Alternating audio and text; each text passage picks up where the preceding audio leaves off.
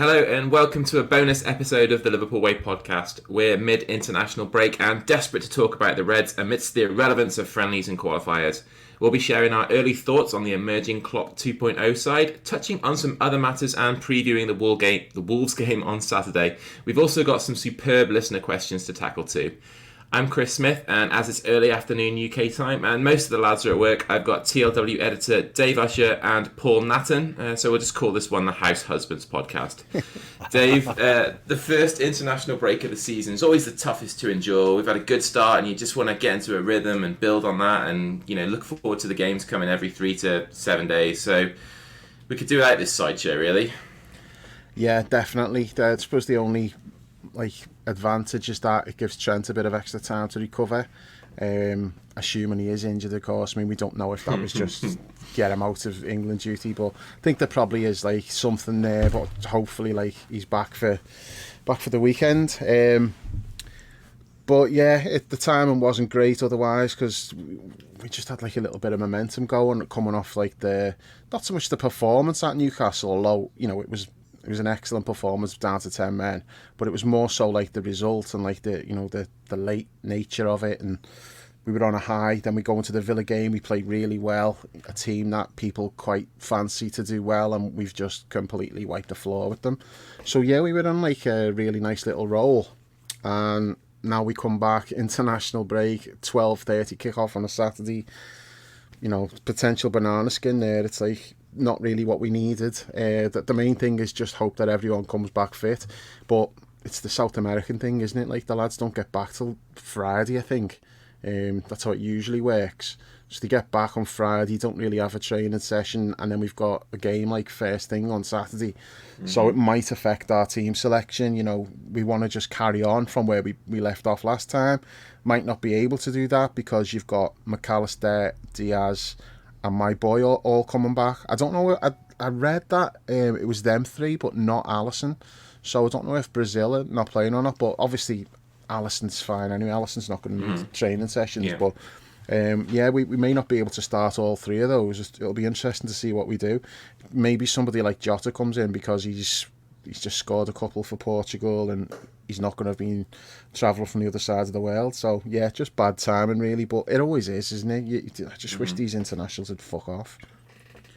I just don't understand, Paul, why they just can't pick I don't know, a certain period of, get rid of all friendlies for a start, and then just pick a little block of time, set out a little block of time where you play 4 or 5 qualifiers instead of these constant breaks throughout the season. It's so frustrating. I'd fuck it all off if it was up to me, mate. I can't be doing with it. It's shit. It feels like an anachronism to me. It's a real throwback to a different era. I just think club football has gone so far beyond international football, and it just feels so club orientated in a way that, it's always been, I suppose, club orientated, but not the way it is now. And I don't watch it. It annoys me. I resent it. But yeah, you would. Paul, are you on board with Stu's Burnley would win the World Cup take? That was he's always argued that about how shit international football is. Burnley would win the World Cup. He always said Burnley would win the World Cup because international football is so shit. He's if Burnley were in the World Cup, they'd win it. Are you on board with that or not? I watch so little international football, I don't feel qualified to answer, but it sounds like the hottest of hot takes, that from Stu, and he loves a hot take. Yeah, but he was talking about Dyche's Burnley from a few years ago, not Burnley now. Win every game on penalties. Could you see after extra time? Could you see that Burnley beating Mbappe's France? In general, I do agree with him. I do think Burnley would be at least getting to the semis. I'll say no, because having seen the impact that Messi has had on the MLS over the last couple of months, I think Messi would be able to probably work his way around Burnley pretty much. But Burnley would win the MLS. Yeah, of course they would. So, yeah, definitely. I don't know. It's an interesting discussion. I don't know if I'd go as far as that, but I do take his overall point. international football is shit. Yeah, I think they're boring as well. Probably get quarterfinals. Quarters. They'd win the Euros, because Greece did it back in the day. If Burnley were playing in it every 4 years, at some point they'd win it. And England got to the final, so Burnley had beat England. Yeah, definitely. All right, we're getting... we got sidetracked already. That's my fault. That's my fault. So, let's stick with the Wolves game then, considering that's where we started out. Actually, it's Monty's fault. Yeah, if in doubt, blame Stu. Yeah. Poor Stu. Sorry, Chris, go on. That's all right, no worries. Sticking with the Wolves game on Saturday, and I'll stay with you on this, Paul. Like, it always seems that when we come back for these breaks, we have an away fixture at 12:30 on a Saturday, and it does create some problems for us in terms of team selection with the South American lads coming back from the internationals. How are you viewing that one? I mean, Wolves are really, really shit, aren't they? And I think we should be able to win no matter what team we put out. It does feel like reinvigorated as a club and a squad this season. So I'm not worried about it. I mean, there's lots of questions about the team, though. I mean, certainly I think there's all sorts of queries about the defence, the back four. There's no Virgil. So we'd be assuming it would be Joel and Joe as centre halves. Because I think Konate's still injured, isn't he? I think or has he gone away with France? He didn't go away with France. He got picked and he couldn't go. But I do think he's close, so right. Maybe he'll be back. Well, I mean, if he's back, that helps us. That helps us with the right back situation. Yeah. I wonder if we're really stuck. I mean, we were talking about Gravenberch last time. Gravenberch. Chris, go on. Do you want to clarify for us, mate? There we go. I think I wonder if we might try him at right back. I'm still very intrigued by what happens with him. So I think I would like to see him actually on Saturday. I'd like to see him on the pitch. That'd be good. I doubt Klopp will throw him straight in from the start, but I'd like him to get some minutes. But yeah, I don't feel trepidatious about it at all. I think it should be absolutely fine. I mean, I just think the point that we made a number of times this season about our goal threat, regardless of other issues that we've got, that should be enough in the majority of games, I think, particularly against the poorer sides. I just think we've got so many opportunities and options for goals and creativity from right across the midfield and the front line to deal with most eventualities. So I feel pretty confident about it, to be honest. What about you boys? I mean, Dave, we went there last year and we lost 3-0 at the very depths of the slump. Do you remember? Like, obviously, it was horrendous. I don't. And it was all right. It's blocked out. It was probably possibly the worst example of just the entire style of play completely falling apart, and it was almost like we didn't have a midfield that day. It was so bad, and obviously Wolves have moved on. They've got a different manager. They've lost some of their better players. So it's a different proposition altogether. But do you think that we might go a little bit conservative in the midfield and maybe Hendo starts, perhaps? Again, it may well come down to like the South American factor. It's like, does McAllister start, or do they have to leave him on the bench because of all the travelling? I don't know. Hendo's in good form now. He's played really well against Germany, didn't he? So possibly. I don't think that manager the sack, didn't he? Wolves are a little bit of a unknown quantity for me, because like I've watched like the highlights of the games and I don't think that's shit. They played well at Old Trafford. Yeah, I do think Gary O'Neill knows what he's doing, because I mean Bournemouth by rights should have gone down last year based on like quality of player, but he did a really good job with them, and I do think he knows what he's doing. I think he's a good manager. It's just with Wolves, it's always like scoring goals is a massive problem. I mean, you just said there they beat us 3-0, but like 3 goals is like a 6 weeks work for them usually, and we've managed to let them do it in one game. So it's like Wolves are generally in most games they play, but just the lack of goals is always a problem for them. So I'd be surprised if we didn't win. It's a game that we should definitely win, but it does come down a lot to who are we going to start with. And I think, and we'll get onto this with the whole Klopp 2.0 thing, but I think one of the big shifts that we're going to see now is how important subs are going to be in every game, especially midfield, where like lack of energy and stuff's cost us like last season and that, whereas now it's like, okay, well, midfielders, you just go like balls out for an hour, and then we'll start making changes. Obviously not Szoboszlai, because he's like fucking Superman. He just gets stronger as the game goes on. But you may well see like other midfielders coming off for fresh legs coming on, especially because we've got so many options in those like box-to-box positions now. So I do think substitutes are going to be like massive for us all season, because like the depth that we've built up now in like attacking midfield areas and the front three.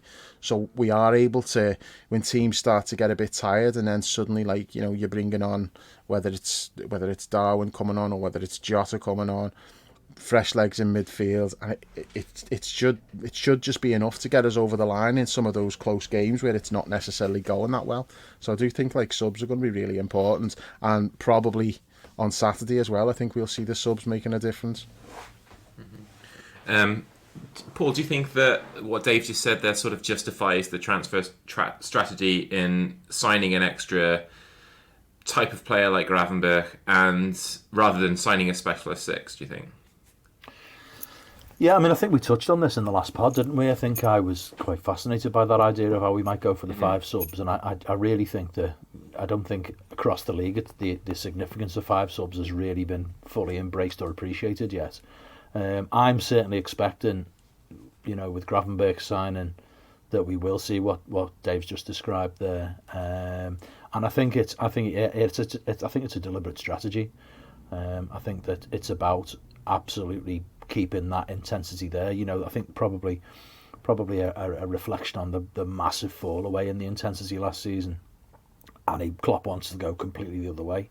He wants us to have the capacity to absolutely batter teams relentlessly for the full 90 minutes, and I think the only way you'll do that is to be able to freshen up. But you're basically talking about being able to change half your outfield players, so that gives you real potential to do that, doesn't it? So I think that is the thinking behind it, and I think that's what we're going to see. I hope it is anyway, because certainly when you look at the number of young players, they need development opportunities, and I think, you know, even though we've got the Europa League, I think they're going to need to be able to play against different opposition, different opponents, in different contexts with different pressures, in order to move them forward as players. We've got so many young players who look like they could really be superb for us, but they're going to need game time, and I think the great thing about this is it allows them to get it.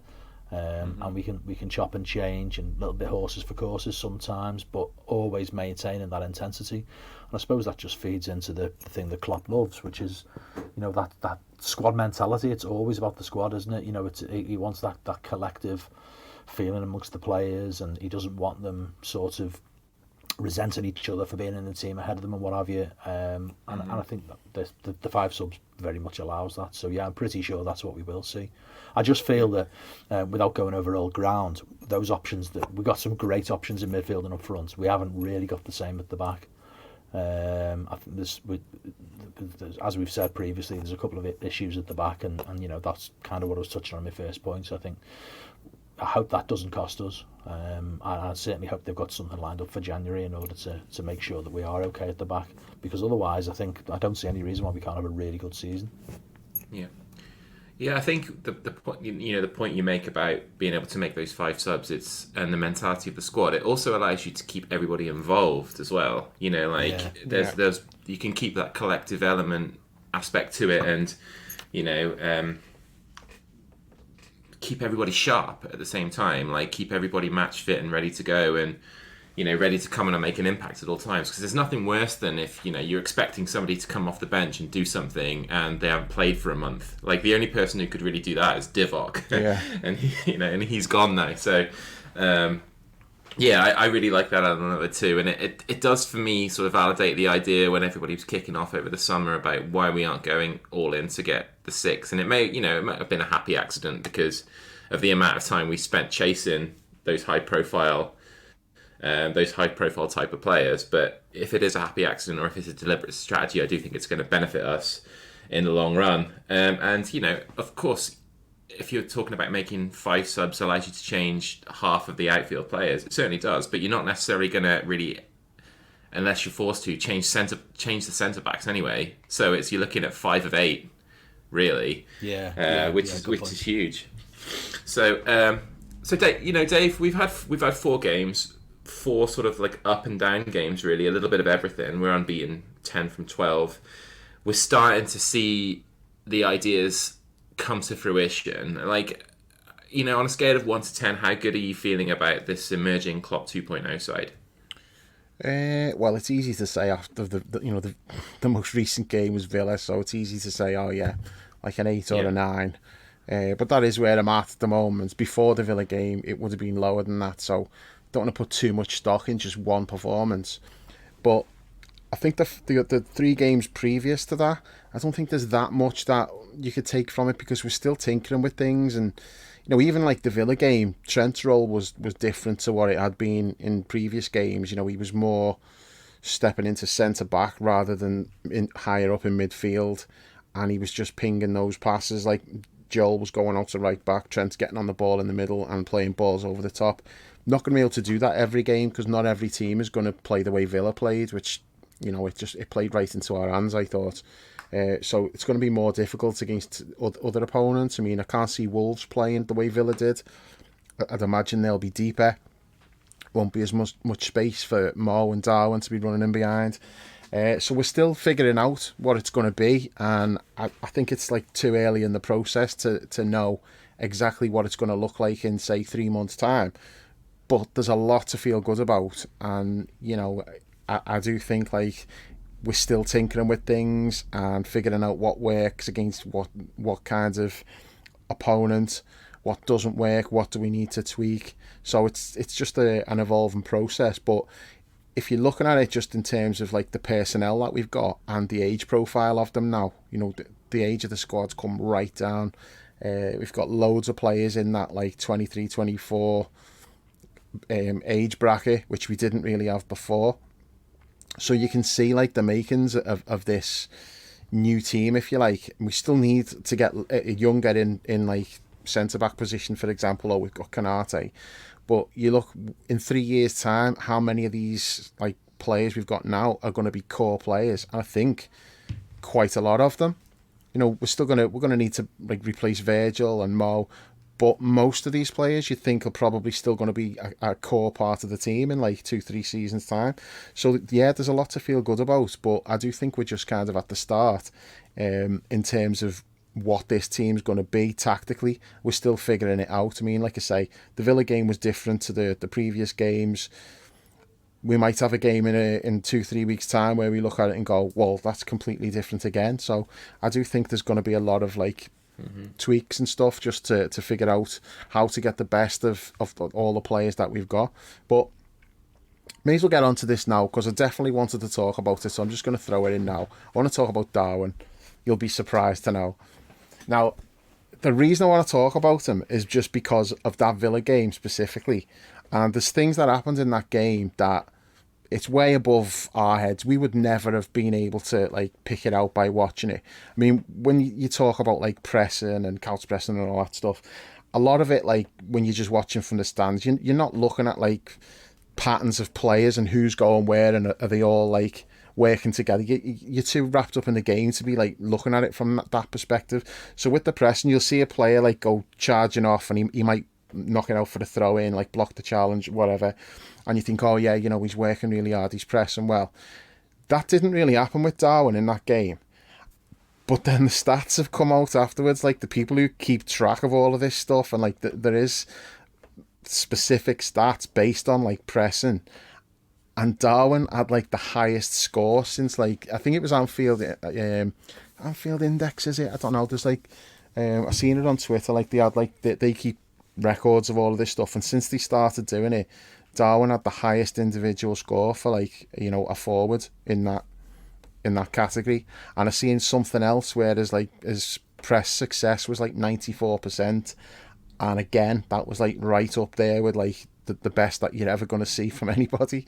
And it's like, well, so much for, oh, he's too thick to learn the press, that's why he's not playing. Well, if he's capable of doing that, now maybe it's not going to be like that every game, because we obviously had like a clear plan. Everybody could see in that game, like the target for the press was that Pau Torres lad. Like when he got the ball, that was when like the pressure was put on them. It might not always be like that. You know, they'll have a different plan for each game. But the fact that he was able to come in and do exactly what they wanted him to do on that side of things, it's like, well, that was the reason why people were saying he wasn't starting. So if he can do that, combined with everything else that he's bringing to the table, he's not going to have any problems getting in the team. So that was like I mean, I thought he played well in that game. You know, he's had like, I'm still saying he had a goal, but if you want to take that off, I mean, it's 2 assists then, fair enough. Constant threat. And then you look what he did like in the highlights from the Uruguay-Chile the other night. I mean, that was just fucking sensational. The highlights package, I'm watching that and I'm like, oh my God. If we were about to sign this player, everybody would be like, fucking hell, get him in now. He looked unbelievable. He just fucking ran riot. And I feel like he's absolutely just brimming with confidence now, and all stemming from like that Newcastle game. He's flying now. The peacock's flying. And if he can press as well as do all the other stuff that he's doing, not a problem. He's going to be in the team for the rest of the season. He's going to get 30 goals, and I'm going to be completely vindicated in everything I've said. And some people are going to be having to do a serious bit of backtracking. Chris. Fair enough. Julian. All right. Well, I was hoping it'd be a little bit later in the question section when we get on to... I'll get to it then as well. All right, fair enough. I'm not finished. Just segueing back into the Klopp 2.0 stuff, Paul, and Darwin most certainly plays into this because it kind of...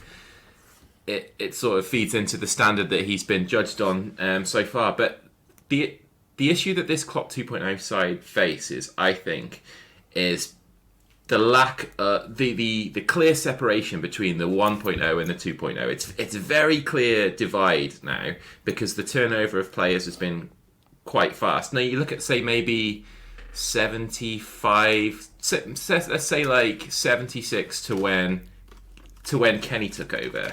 Like, you don't really look at that 10-year period as like eras, right? The continuity was so great, both from within and the way that it was one in, one out.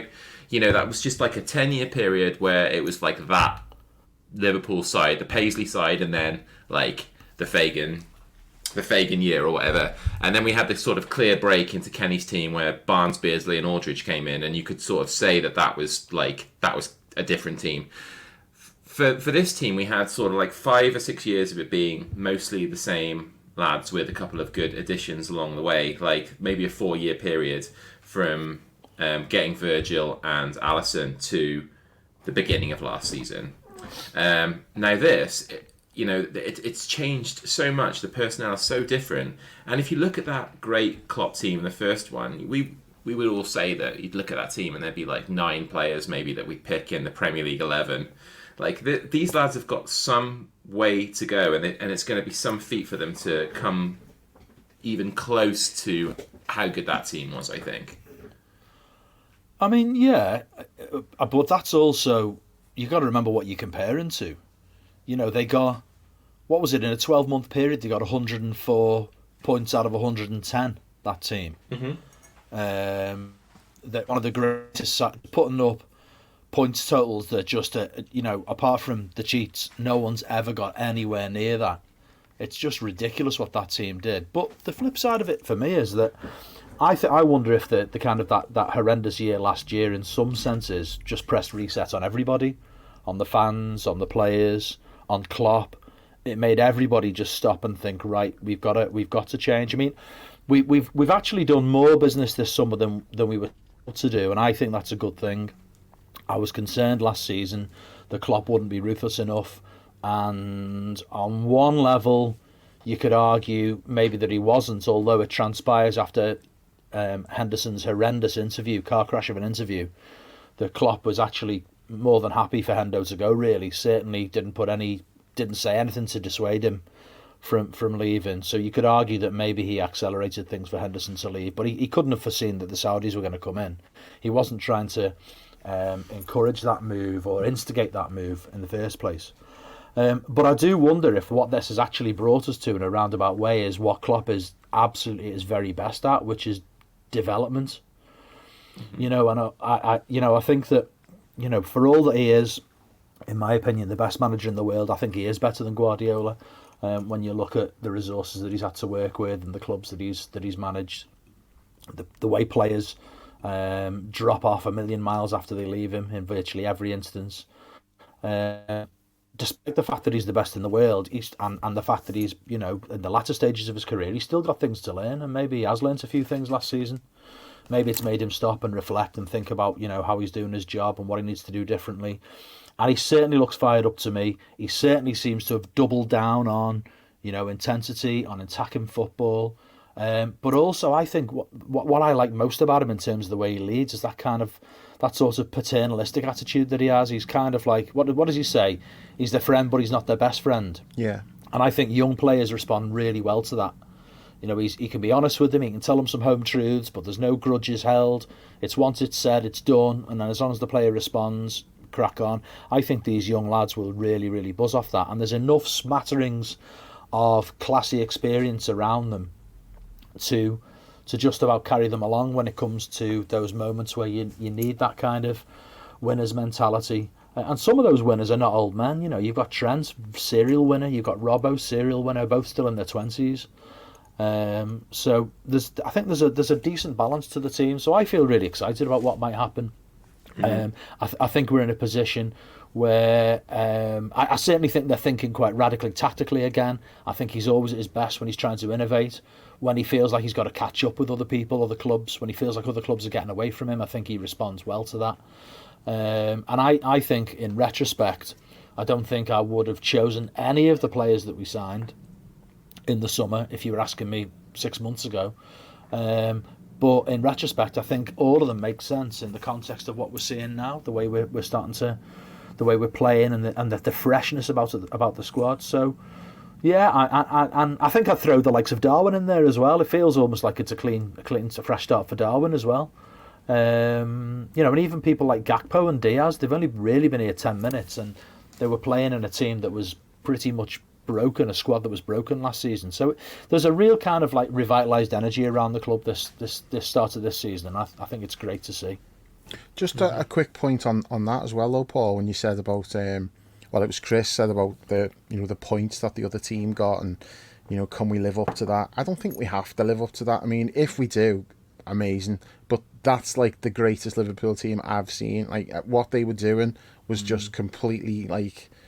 None of our teams had ever achieved like what they did. Now they might not have the trophies to show for it, but we know why that is, and it's nothing to do with us. So expecting this team to be as good as that team, they're probably not going to reach that level. Maybe they do and surprise us, which would be amazing. But even if they don't, it's not about that for me anymore. It's like I'm looking at that last year and how shit it was and how miserable it was watching. I just want us to be back looking like us again.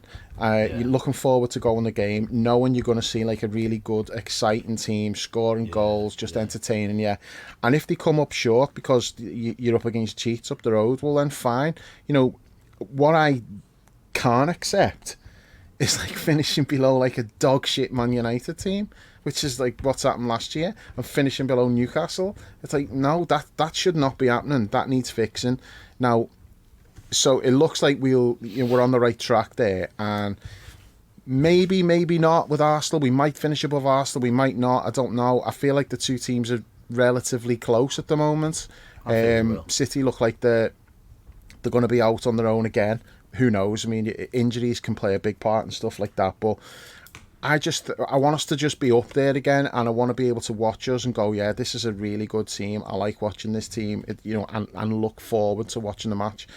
Anything above that is a bonus, really, and I think that's like I've got no doubt that we will achieve that. You can see already this is going to be a fun team to watch, and that's like the start of the process for me. And then where we go from there remains to be seen.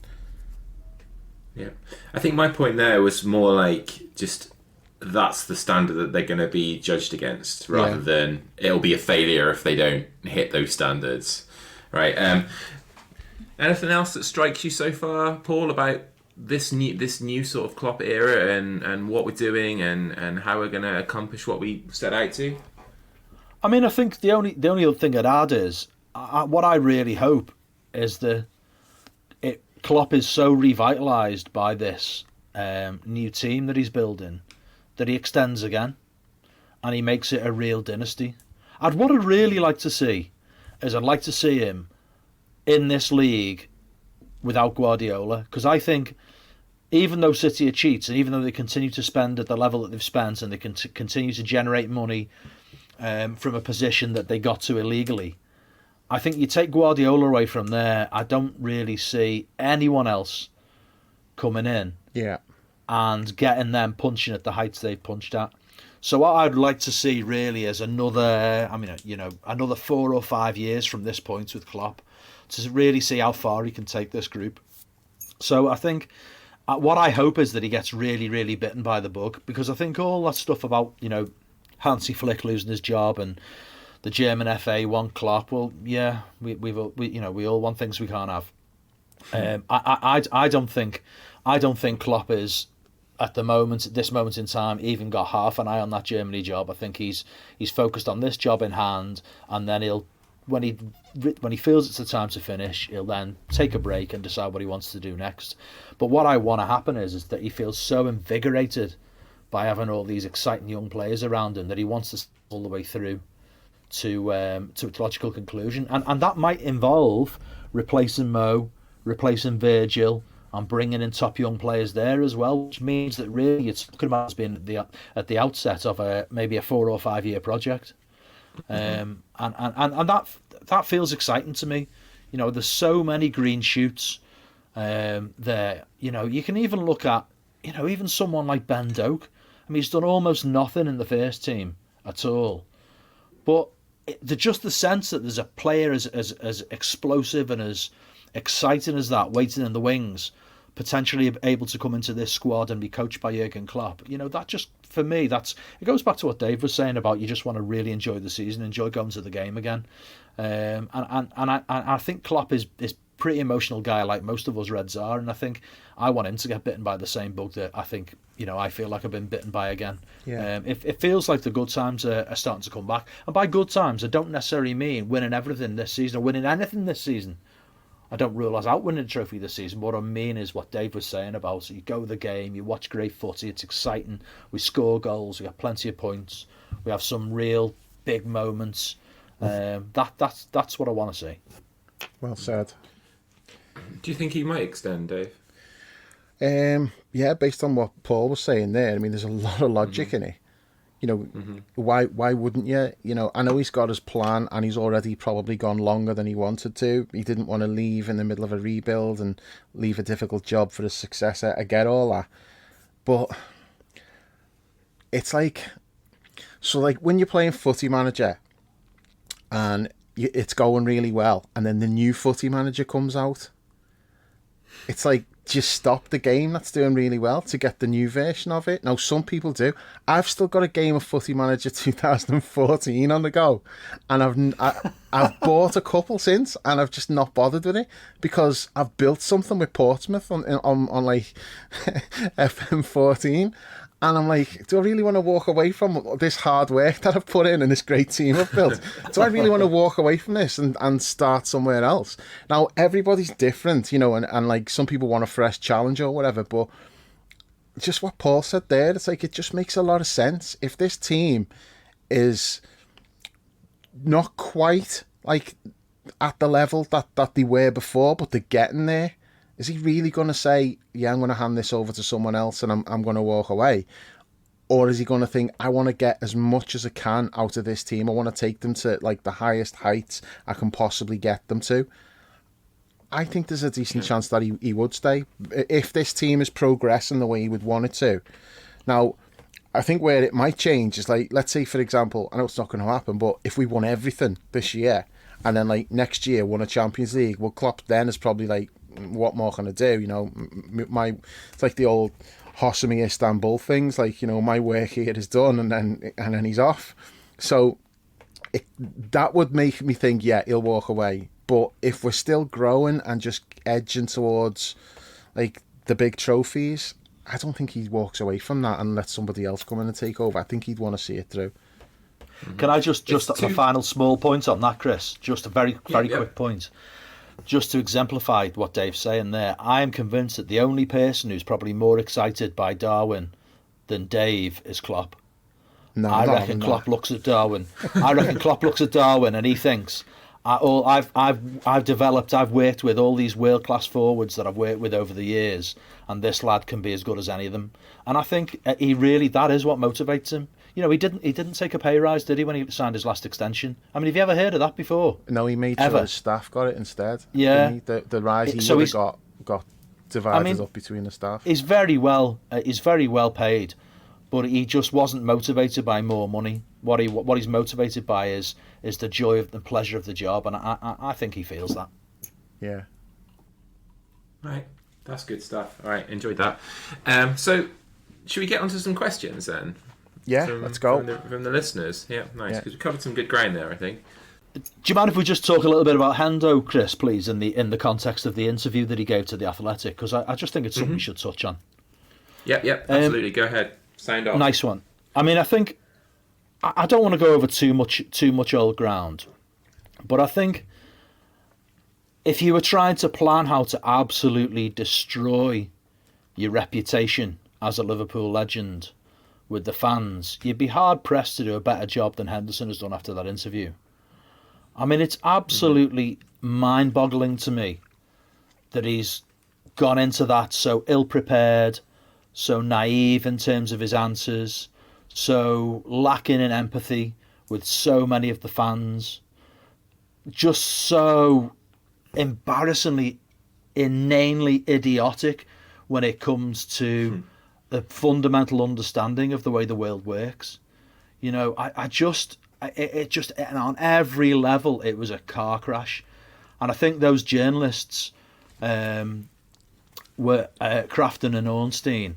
The reason why they published the transcript of it is because I think they felt if they'd added any sort of copy in there in order to frame the interview, there would be accusations that they'd made it worse in some way. They recognised it was so horrendous that they didn't want to look like it had been a stitch-up. They wanted their questions, they wanted it to be verbatim so that people could see that they'd given him every opportunity to not hang himself, and he hung himself. Yeah.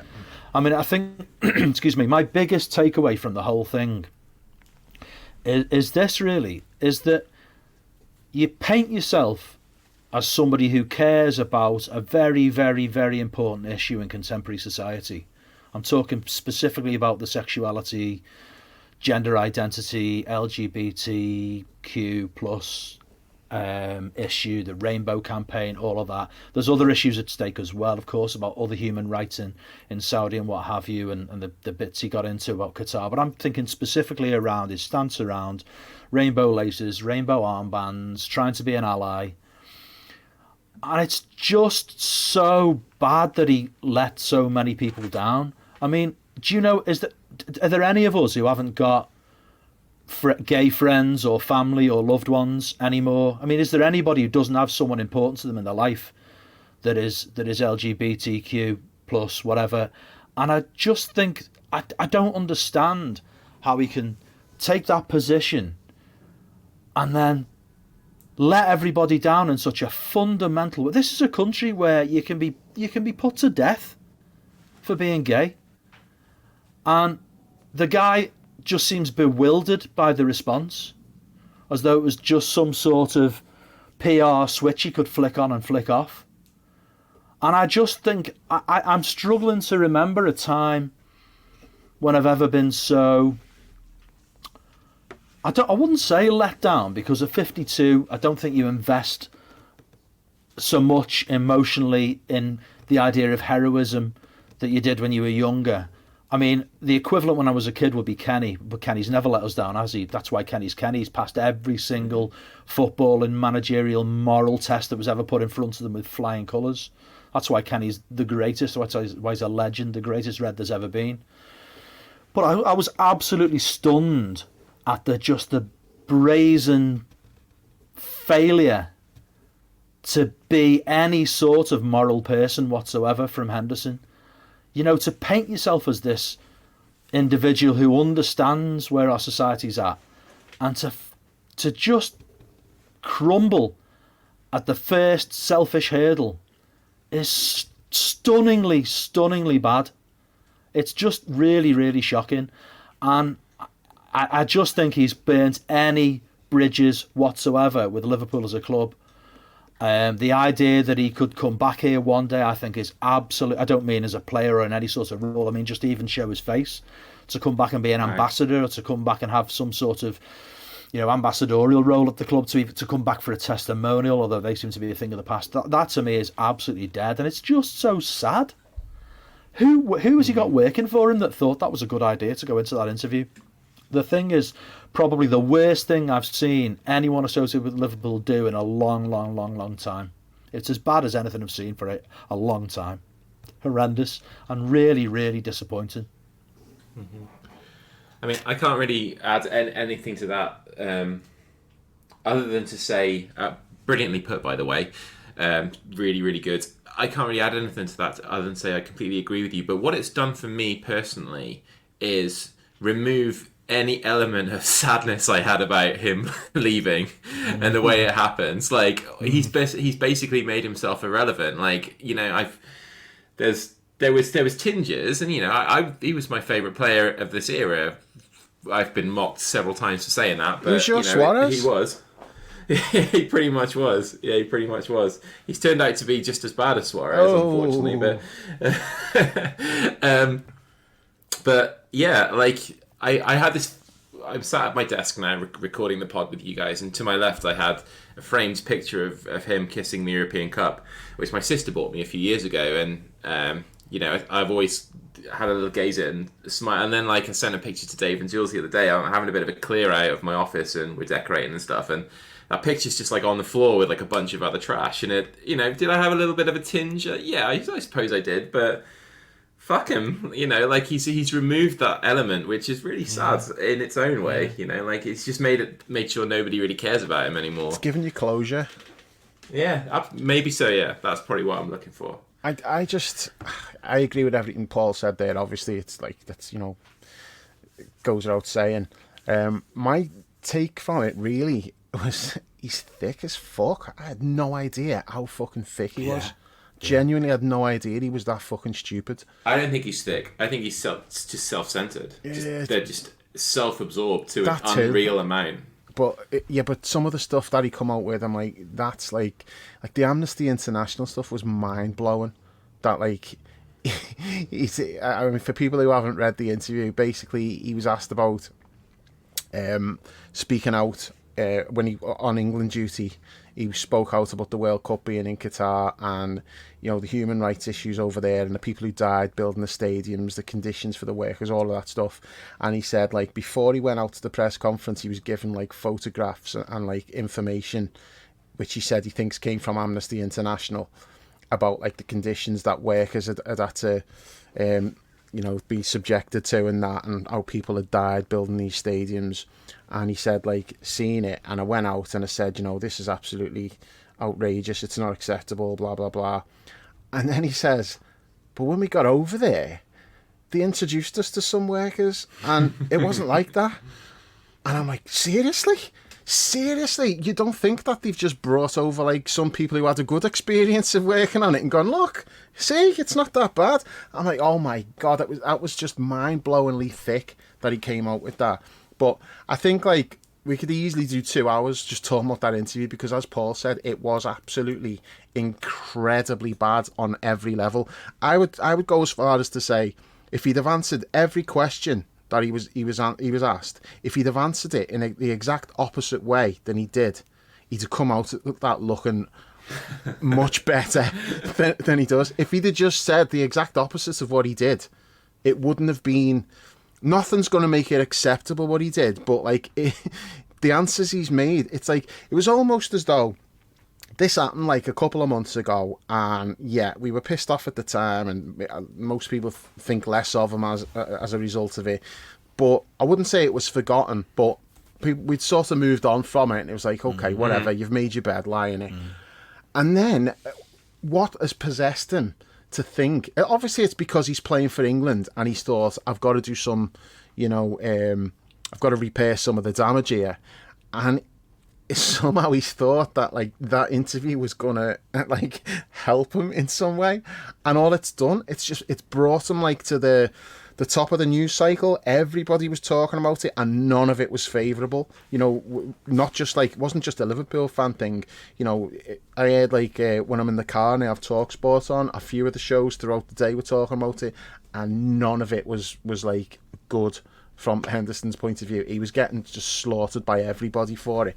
And the thing is, there was so much in that interview, it was difficult to know which part to pick out and rip into him for, because it was literally the whole thing. It was like every single answer he gave, you could spend like 15 minutes talking about that answer and how ridiculous it was. And it's to do with like, he's trying to repair the brand. And I've seen this with golfers. Some of the golfers did. I mean, I put on Twitter like he's completed Live Golf Bingo with some of the quotes. Grow the game, not about the money. You know, change from within. Change from within. Yeah, it was all of that. It was all. It's as though they're just giving a list of sound bites and saying, "Look, these are the things you need to say, and it'll make people understand like what you've done." And it doesn't. It just makes you look and go, "No, you're an even bigger cunt than I thought you were." You know, it was when he went, it was bad. I definitely thought less of him, but ultimately it was like he's taking the money. That's what it's come down. He's took the money and sold out like whatever views he maybe he genuinely did feel that way, and the money just eclipsed that. You know, the money was more important than his morals, or maybe like he just jumped on a bandwagon because it got him an MBE. You know, who knows what he really thinks about these things.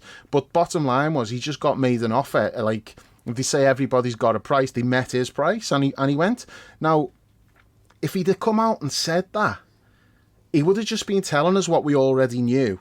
And I don't think people would have thought less of him. They would have just thought the same that they already thought. Yeah, he's taking the money. If he'd have just said, look, it was just at this stage of my career, it was so much money, I couldn't turn that down because it's generational wealth, and you know, I'm setting up like me kids, and all of that stuff. He could have come out and said all that, and whether you agree with it or not, you would understand his thinking and gone, okay, he's just took the money. And some golfers did that, and then others went down the Henderson route, and the ones who went down that route, most people just look at them and go, you fucking dickheads. But the golfers who just went, yeah, that's just like a load of money, and I'm working less hours, it's a less stressful life for me and a hell of a lot more money, I couldn't say no to that. And most like golf fans have just gone, whatever, you just get on with it, you know, you just do whatever you're doing, don't really care. But the ones who've tried to justify it have made themselves look so much worse. And Henderson's like, whoever's advised him, I mean, he could not have made things worse for himself than with that interview. And as Paul said, you know, they basically just gave him enough rope to hang himself. I reckon like the two journalists were probably not expecting that. They were probably thinking he would give like answers that were a bit challenging to them, and he'd have to maybe try to get stuff out of them. Mm-hmm. They probably were just sitting back going, oh my God, this is fucking gold. You know, we can just let him talk here. We don't even really need to do too much. It wasn't a challenge for them. It was so easy because he's just so thick. But you've got to wonder, who told him to do that interview? Did he make that decision himself? Or was it, I mean, Trent Brothers, his agent, was it Trent's brother saying, you know, you might want to do this interview at The Athletic? And the fact like that they chose a gay journalist as well. So that was Henderson, apparently. Henderson requested Adam Crafton. See, that's like, that in itself is like, does he think that that's going to make it like not as bad? And I don't know. It was, the whole thing was an absolute car crash. And I just can't believe that like he's as stupid as he actually is. And to try to say that it wasn't about the money. You know, people think I just got offered this massive salary and I thought, yeah, I'm going. Well, that's not it. No, it was it. That was exactly it. Because if it was anything else, so if it's about a new challenge, you go, you know what? I think I'm going to go to the other side of the world and play in front of 3,000 fans every home game. Who does that? If it wasn't about the money, what he should have done, he should have got on the phone to Sunderland and said, look, I'd really like to come home, and I'll take a salary, like a championship salary. I'm not going to come in and demand like money that you can't afford, because I know the history of the club and how you've got in trouble with paying too much. I'll come in and I'll be on the same salary as like the other lads. If that was what it was about, because what kind of, you know, that would be like the perfect challenge for him, to go there and help Sunderland get back up to the Premier League, because they've got a chance, by the way. They've got a brilliant young team, but they've got one player who's 29, and then pretty much the rest of the team's 21 and under. They've got loads of teenagers in the team. The thing they're lacking is a Jordan Henderson. He could have gone back there and been like, the homecoming hero, helped them get into the Premier League. What a great way to end a fantastic career, where you've been seen as like, a great fella as well as like, a really good footballer. And he's blown that just because he got offered a load of money. And for him to say it wasn't about the money, that just makes it so much worse. Because as thick as he is, he thinks we're thick as well. If he thinks we're going to swallow all of that bullshit, he went for the money. That's the same reason why everyone who's gone over there has gone for the money. It's not, I don't know why like they feel ashamed in saying that, because it is what it is. Everybody knows it. You just look worse when you try to deny it. Right. Fair enough. Good stuff. Agreed. I do think there's a certain amount of like less about being stupid, more about just being overwhelmingly self-absorbed in all of the stuff that he came out with about, well, the club didn't want me anymore. And well, yeah, there's that too. We need to touch on that actually, because I've got thoughts on how that played out as well. He's saying, he's using that as justification for leaving. Oh, nobody asked me to stay. They didn't fucking need to ask you to stay. You had 2 years left on a contract that Klopp went to bat for. Michael Edwards basically quit because they were at loggerheads over whether he should get that deal. Klopp fought for Henderson to get that 4-year contract. He got that 4-year contract. He still had 2 years left. Klopp had already said to him what his role was going to be. It's not like Klopp backed down from what he'd said. Klopp told him what his role was. It was going to be a reduced role. He wasn't going to be starting all the time, but he still had a big part to play. And his ego couldn't handle that. He thinks he's too good to take on the role that James Milner excelled in for so many years. That's the problem. And I'm saying, if anybody had have asked me to stay, I would have done. Well, that's an easy thing to say. We don't know whether he would have done or not. But the point is, it wasn't down to anybody at Liverpool to say, oh, please stay. He was talking to them behind Liverpool's back. The Saudis approached Henderson. Gerrard was asking him to come and play and all that. All of this was done before they put in any kind of bid for him. So they got the deal done with Henderson. And then they've got to try to agree a fee. And let's not forget, they wanted a free transfer to begin with. They thought that we'd just let him walk out. Well, if we were just desperate to get rid of him, we would have just let him walk out. But we were like, no, he's an important player. He's worth something. So we were holding out for a fee, because it wasn't just a case of, oh, great, here's an offer for him to fuck off. We can get him off the wage bill. Nobody was forcing him out. Now, I do think Klopp was more than happy with the deal that he got. And it's like, it solved a problem in a sense of not having to make the decision of when do you move Henderson on, when do you move Fabinho on. His hand was forced, but I don't think he was unhappy about that. But that's not the same thing as what Henderson's trying to make out. It was not down to anybody at Liverpool to ask him to stay. He was under contract. That's all that they needed to say to him. It's like, you've got 2 years left on your contract. No one's forcing you out. It's up to you what you want to do. So he's been talking to the Saudis. He gets this like massive contract offer, and then he goes to Klopp and he says, look, I've got this offer. And like what I was told was Klopp said to him, yeah, brilliant offer for you and your family, good luck. Now, if I'm Klopp, at this point I'm already thinking, fuck off. You know, you've been talking to these, you've come into the office to tell me about this offer you've got. And we'd already been reading this stuff, don't forget. Like every day there was a briefing here and there about Henderson's like extremely tempted by this offer. Because initially when it first got mooted, we all laughed it off and went as if Henderson's going to Saudi Arabia. And then the longer it goes, and this is all before like they'd made an approach to Liverpool. This was like them approaching Henderson. We already knew that he was going. It had already been like put out there, oh, he's going to take the offer. And then he goes to Liverpool and Klopp's like, yeah, good offer, you know, good luck to you and your family, thanks for everything you've done. Because why should Klopp say to him, I don't want you to go, please stay? Fuck off. He'd already made up his mind, he wanted to take the money, and you just go, you know what, yeah, Klopp will never ever make anybody stay who doesn't want to be there. It's not how he operates. So as soon as Henderson got his head turned, Klopp was like, yep, see you later, out the door. That's not the same thing as forcing him out, which is how he's tried to portray it.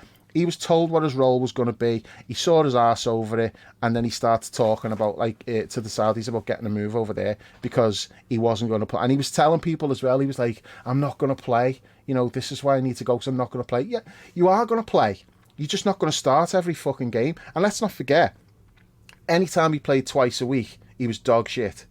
You know, when he was playing once a week, he still looked like Henderson. But if he was having to play too much football, he was just, it passed him by. He couldn't do it. So Klopp was actually doing him a favour by reducing his role. He was extending his career at Liverpool, and he chose not to extend his career. Like James Milner extended his career for like probably 3 years minimum at Liverpool by accepting that role and excelling in that role, embracing it. And everybody thinks the world of James Milner. And James Milner, Klopp wanted James Milner on the pitch at the end of every game we played, whether that was a game where we were struggling and we needed him to come on and, you know, use like his experience to get everyone going, or if it was a game where we were winning and we needed to see it out and Milner comes on and he's committing like smart fouls and he's like winning set pieces and, you know, wasting time, just being the wily old pro. Henderson could have had that role and he didn't want it because he thought he was too good for it. And in the meantime, we lost James Milner because fucking Henderson. You know, that's the other thing. He's fucked Milner over by all of this. If he'd have just said at the end of the season, yeah, I want to go, we could have kept Milner. We could have given Milner another year and he could have carried on in the role that he's had. Because Milner would still have had a part to play with like all these young players that we've got coming in now. And I miss James Milner. Just I'm thinking he could have still been really invaluable. Not just off the pitch either, but, you know, coming on as a sub for like last 15, 20 minutes, whatever. But we've lost that because of Jordan Henderson, basically, because the club were never going to keep the two of them. Like, Klopp said that he wanted to keep Milner, whether he did or not, who knows. But he was saying, you know, he said to Milner, I want you to stay, but the club didn't offer a contract, which you can understand. They were like, well, we've got Jordan Henderson, why do we need Milner as well? We've got two of those experienced midfielders. We only need one because we need to get younger. So Henderson doing what he did cost us James Milner as well. All right, fair enough. All right, feel good moving on? Yep. Yes. Good stuff. A well-earned drink of water after that one, Dave. Yep. My Breathless. mouth's a little dry.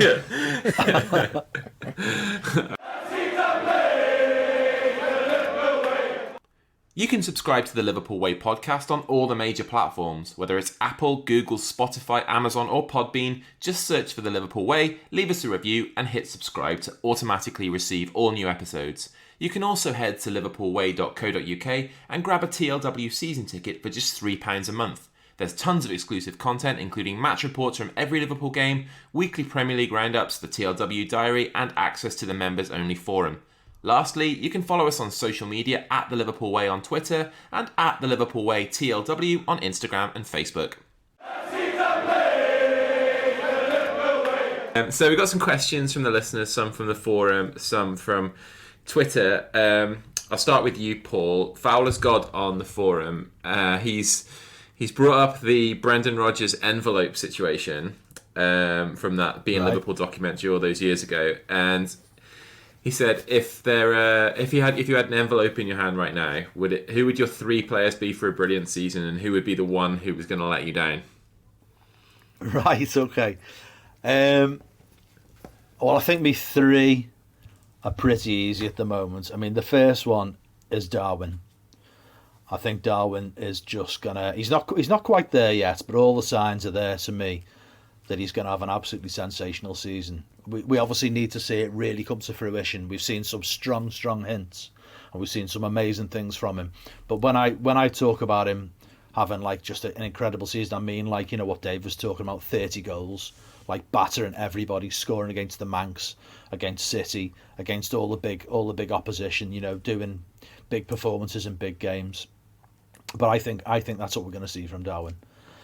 My second one is, again, pretty obvious from the first few games, is Szoboszlai. He just looks incredible. He looks so exciting. He looks like he's got so much to his game, and bizarrely only 22. He seems and plays like he's much older than 22. Physically, he's got the lot. Technique. He's strong. He's fast. He again looks really exciting. And I think also we're going to see more goals from him. I think he's going to score. I think the one he got the other day is just the start. Really, I think we're going to see some absolute screamers from him. And then my third one in those three envelopes is Trent. I still say now that I think he's probably the most underrated player around at any club. Twitter this morning, of just some of his passing over the last few seasons. He is breathtakingly good. Outside of the foot, wrapping his foot round it, on the volley, drilled, ball over the top. Everything is just perfectly weighted. And the pass is over 30, 40, 50, 60 yards. He's just an absolutely incredible talent and far, far cleverer than people give him credit for, I think. I think he's a very, very, very intelligent footballer. And the other thing that I really like about him is that he's a narc. He's really competitive. He hates to lose. And I think we're going to see Trent really rise into what I think is his understudying of the captaincy this season. This is just a prelude to him taking it over, obviously. And I think we're going to see a great season from Trent. In terms of the envelope with someone to let us down, Virgil. Now, I do want to temper that a little bit. All that I'm the man stuff has frustrated me. I was really, really pissed off with him over the red card, and even more so over his behaviour afterwards. But I don't really want to go over all that again. That's why I feel that Virgil is someone who might let us down. But a couple of things have just given me a little bit of a pause for thought since subsequent to that. The first is that I felt he actually came out with what, in actual fact, was quite a good apology when he got the second game ban. He made a statement which seemed sincere, it seemed self-critical, it seemed to be taking responsibility, and it seemed genuinely regretful, and I thought that created a good impression with me. I thought, okay, fair enough. You've actually thought about what you've done, you've reflected there, and you've acknowledged that you got it wrong. And the other thing is, it's only a small thing, but I'm a big fan of the, like I'm sure many of us are, the Inside Anfield or the Inside, whichever club we've been away to, videos that come out on YouTube. LFC TV do them and they come out on YouTube a couple of days later. And on the last couple, being sent off against Newcastle and then Villa where he was banned, at the end of the game, allowed out into the pitch area, waiting for the players to come off, to just have a personal connection with each one of them. Now, after the Newcastle one, I saw that, and that annoyed me even more. To me, it seemed like he was belligerent. He was just thinking, well, fuck you all, I got sent off and I shouldn't have been, and I'm still going to kind of like show me face. I'm proud of the way I conducted myself. But in actual fact, seeing him do it after the Villa game, I actually thought, this is a fella who's thinking about his captaincy. This is a fella who's thinking about connecting with these players and being there for every single one of them. So he waited until the very last one came through. Everyone he wanted to shake their hand, a little comment. And they weren't stopping to talk to him, they were walking past, some of them were chatting. But he wanted to make that connection with every single player, and that impressed me. So I have got some big question marks about Virgil this season, but there's a couple of little green shoots that made me think, oh, maybe it'll be okay. Mm-hmm. Dave? I had Darwin and Szoboszlai, and my third one was Alisson. He's already started like the way he left off last season. Absolutely brilliant, most reliable player in the team. So that was an easy one for me. Really difficult in terms of who's going to let you down, because I don't think Virgil's going to let us down at all. I had to pick somebody, and I've picked Virgil because there's a possibility that he might not be the player like that he was. I'm not convinced by that at all, and I read an interview with him the other day where he said, I'm paraphrasing, but it was basically like he didn't play well last season, but he feels like this season he feels he's playing well. You know, the red card was just one of those things, but he felt like he was playing. There's nothing wrong with his form up until like, you know, that particular moment, but he felt like he'd done well in the previous two games. I didn't think he was great at Chelsea. There was a few red flags for me in that Chelsea game. I thought he did play well against Bournemouth, but I don't know if he feels within himself that he's playing better than he was last season. That's reassuring. So I don't feel good about putting Virgil as the one to let me down at all, and I don't think he will. But if I had to pick somebody who might, that's the only one I could really come up with, to be honest. Mm-hmm. All right. I'll just go through mine quickly. I had Szoboszlai, Alisson and Salah as my 3 for a great season. I'm surprised neither of you have mentioned Mo. Well, I almost mentioned them as the one to let us down. Yeah? I just think. But it's all relative. I don't think he'll have a bad season. It's just more so, I don't think he's going to be great. And the standards that he set, I feel like he might dip below that a bit. But is that letting us down? No, I think that's just a natural progression as he gets a bit older. So that's why I didn't pick him and I went with Virgil instead. But he wouldn't be in my top 3. But fair play for you putting him in. Yeah. And the player I've got to let us down is Darwin.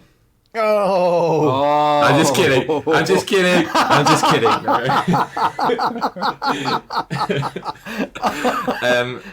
I went back and forth, and this is going to come across wrong, but I think the person who might actually be Trent. He might be the one who lets us down because a lot is depending on him really excelling in this new system. A lot is expected of him in the vice captaincy role. If it doesn't work out and he doesn't grow into it, and he continues to not be asked about doing the defensive side of his role, then it's not going to work, and that will be something that lets us down. And again, it was difficult because I didn't want to pick anybody, but that's who I went with. See, that's you proving my point there, mate. The most underrated player there is. Yeah, pretty much. Yeah, I mean, there's no denying his talent at all. He's probably the most talented player in the squad. But you've rationalised that, though. I think that's like a fair argument. Whether I agree or not. Yeah, not unreasonable.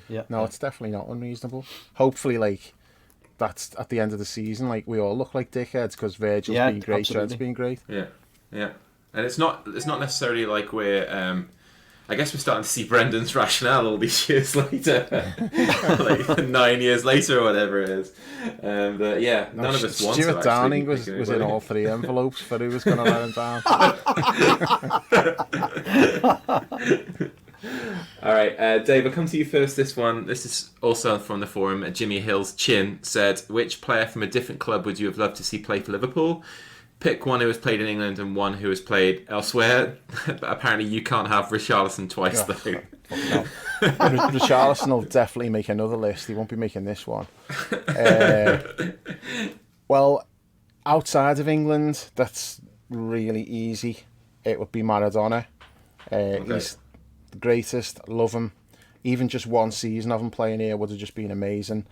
And it would have made the best I've ever seen discussion a lot more difficult, as it would mean Suarez has got some genuine competition, which he hasn't at the moment. So, yeah, definitely Maradona. What a guy. In terms of who's played in this country, it's tricky because there's been some amazing players like Shearer back in the day, Thierry Henry. I think though, I'd say Kevin De Bruyne.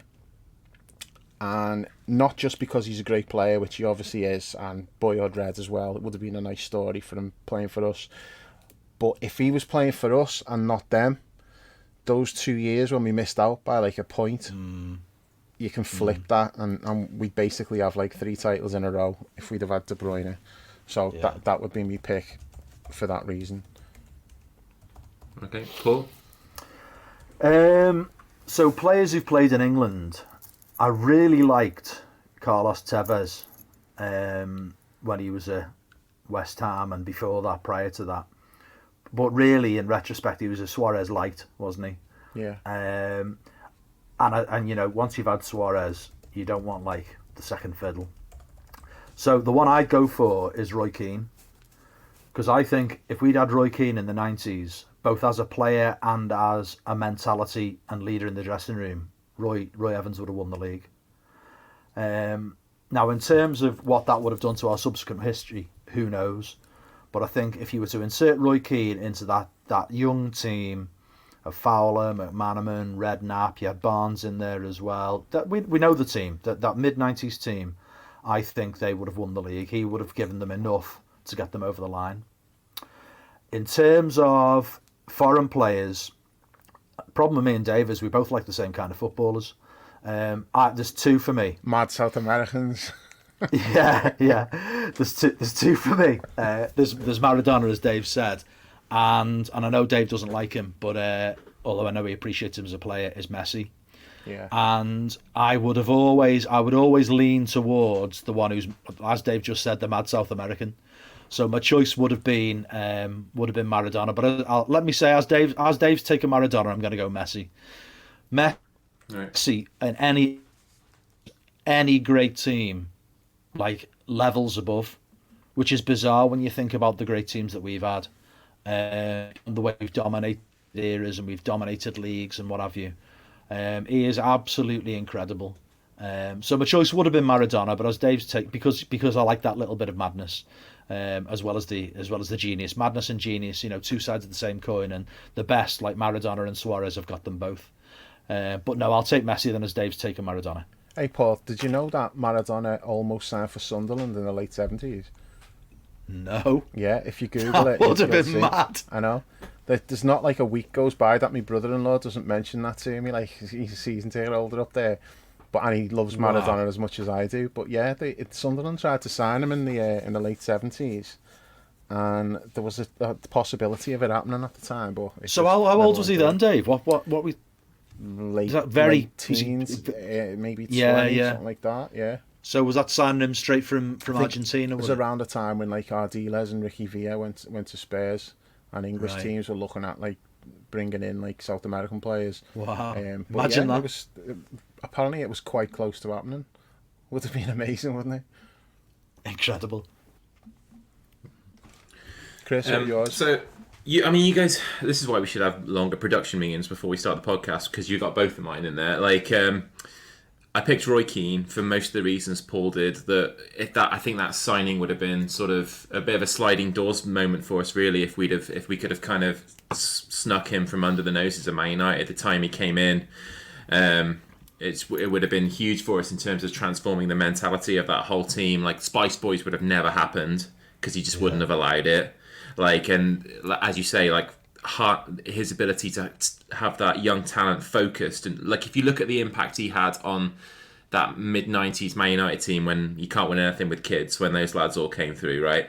Like your Beckham, your Scholeses, your Neville brothers, your Nicky Butt, the way he helped to install that winning mentality in it, while at the same time we had Fowler, McManaman, McAteer, Babb, like all those players, Collymore, all those players who were just more interested in fucking living the life than winning football matches. He was Ferguson as well, don't get me wrong, but he was the prime difference maker between those two teams. Just having his mental and his quality, like we lacked that steel in the middle of the park in that team, big time. Like, we had like John Barnes and Michael Thomas playing centre midfield in that cup final, I think, right, against United in '96. So Roy Keane, far and away. If I can't have him, I'd probably go somebody like Desailly. Like, if we just lacked like a top quality sort of like imposing dominant centre half during that era, and I think he would have, in terms of transforming a good team into a winning team, he would have been a really good one for us as well.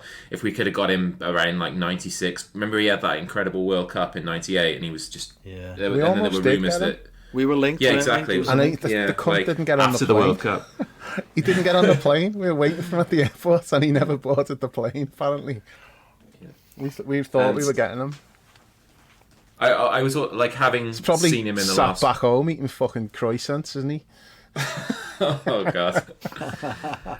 Or pay no chocolate, Dave.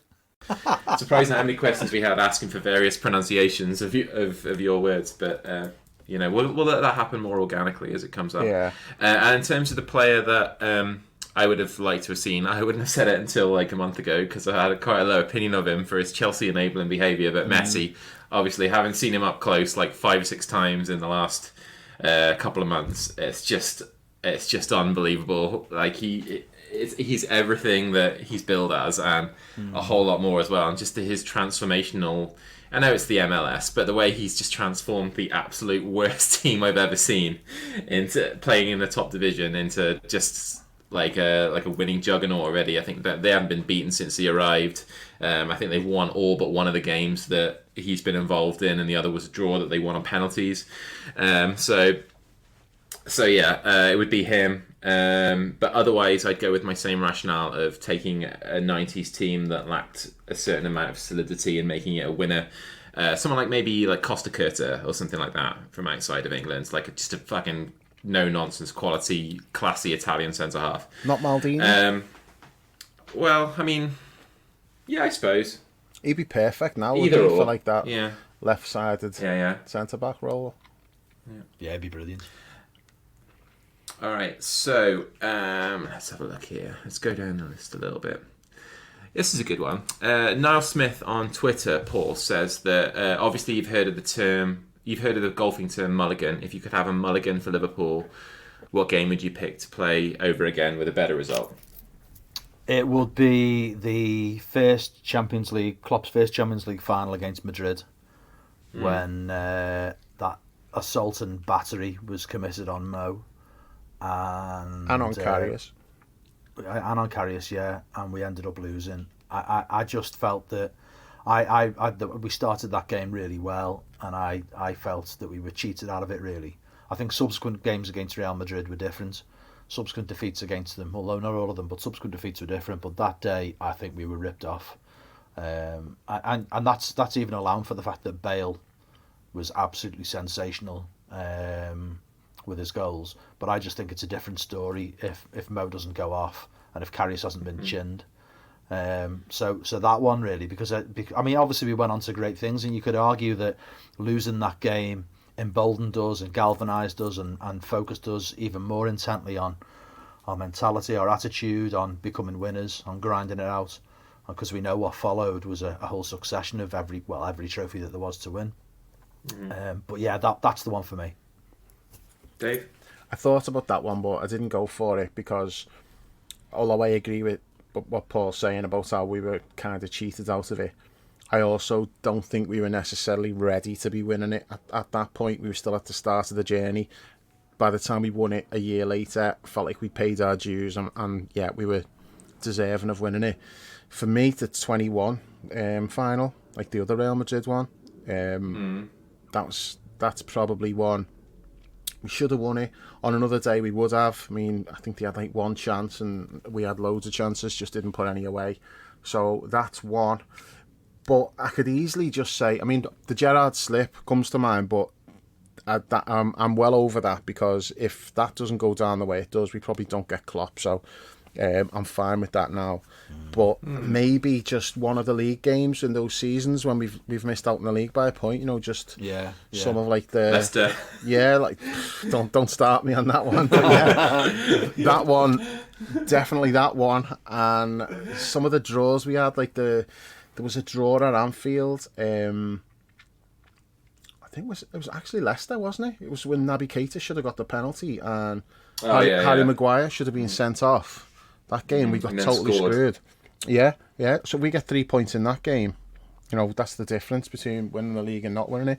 So yeah, 2021 Champions League final, or any of the games where we've dropped points in those seasons when we missed out by a point. Okay. That's a good one. That's a really good one, actually. My view on this is I tried not to look at those sort of like in those little microcosms of a particular game, because if we win those games, it changes the whole season anyway. And maybe City don't drop a couple of points that they end up dropping, and it's difficult to play those scenarios out by just saying that if we'd have won this game, we'd have had 2 more points and would have hence been champions. Like, I don't necessarily think it works that way. I think for me, like, I thought about the Gerrard slip quite a lot. Why I'm okay with that is the same reason that because you can't stand Gerrard. Yeah, when the Chelsea fans were singing that song, I was joining in the first game of the season. No, not really. But just to me, that whole that Rodgers era, it's just in my time following the club, it's the absolute cringiest couple of years going. Like, I can't think of it really anything that happened during that period without fucking cringing my bollocks off. Like, all of the stuff that went down with Suarez. You've got like Balotelli and Lambert playing for us. You got fucking and you got Flanagan at left back. People are or right back, calling him the new Cafu. Stuff like that.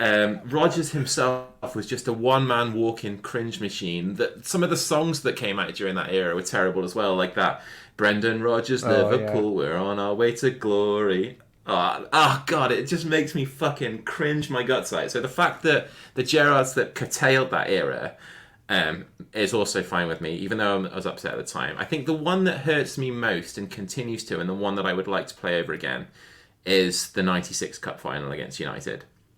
I was like 14, and that devastated me more to lose that at the time than any game did during my childhood. And I would definitely, I very much like, because we just didn't turn up that day, did we? I think we'd beaten them in both league games that season. Or no, it was the 2-2 at Old Trafford when Fowler scored 2 on Cantona's return, and we got screwed by that penalty that was awarded to Giggs. Yeah. Which I think it wasn't a foul by Redknapp, and then Cantona rolls in the penalty himself, and we'd beaten them 2-0 at Anfield as well. And I think it was when they were playing in that greyish kit, and Fowler had curled in a free kick and had another really good finish at the Kop end as well.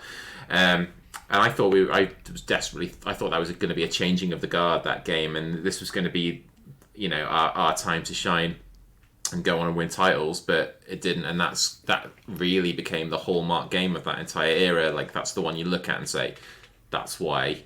Like, David James drops across, they didn't turn up on the biggest occasion, they were dicking about in white suits. That game for me sums up that entire era, and it could have been really different if we'd have won it, I think. Yeah.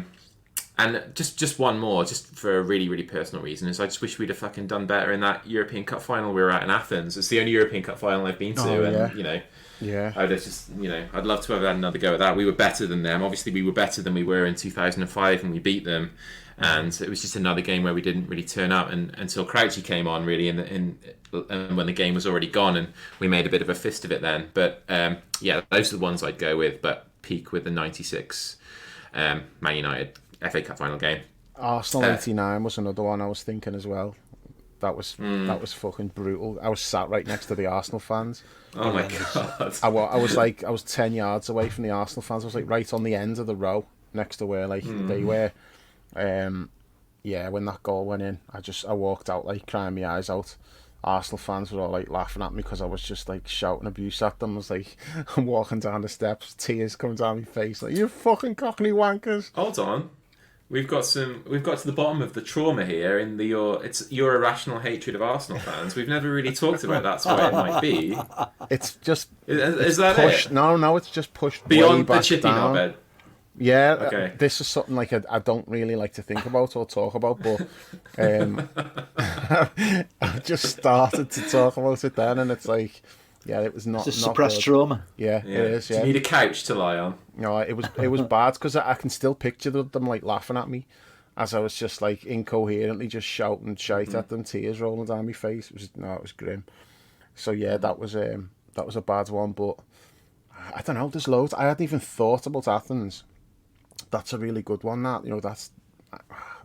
don't know whether that would be my pick now.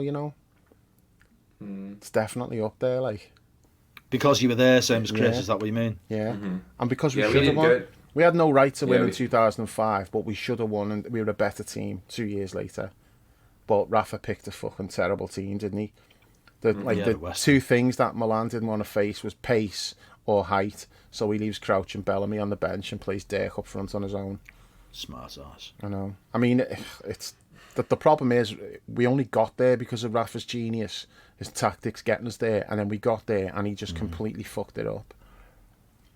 But I'll stick with the 2021 final because I just think like last season probably doesn't go the way it did if we didn't have the massive hangover from like missing out on the title and that in the same, like, within a week or whatever it was.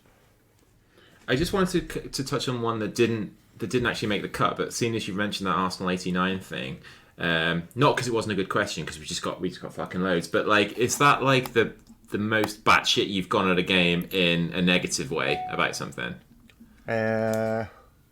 Probably. I'd have to think, but yeah, probably is. Yeah.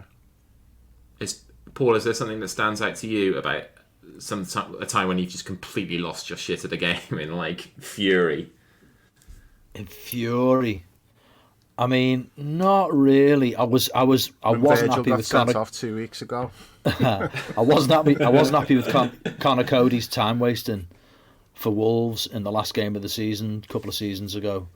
Calls himself a boyhood red, and he just from minute one, just trying to kick the ball out of play and waste time, and just every sort of elements of gamesmanship he could possibly conceive of. What a dick! I was pretty angry then. I'm not one for getting angry really at the match. Yeah. I'm more, but that really pissed me off. Like, he's a prick. He's an absolute prick, Conor Cody. For me, I think back to, I think it was the 2003 League Cup final against Chelsea, was it? Or 2005 League Cup final against Chelsea. We won the 2003 one against United. And Gerrard goes down with cramp. Oh, yeah. And Lampard goes over and helps him stretch out his cramp. I was sat right behind the dugouts that day, and we had Mourinho shushing us the whole time. I think Gerrard had scored that own goal to take it to extra time. Was it to take it to extra time? I think it was, because we were winning, and then I think he scored an own goal. Was take it the own goal in extra time? It was the decisive goal, wasn't it? I don't know.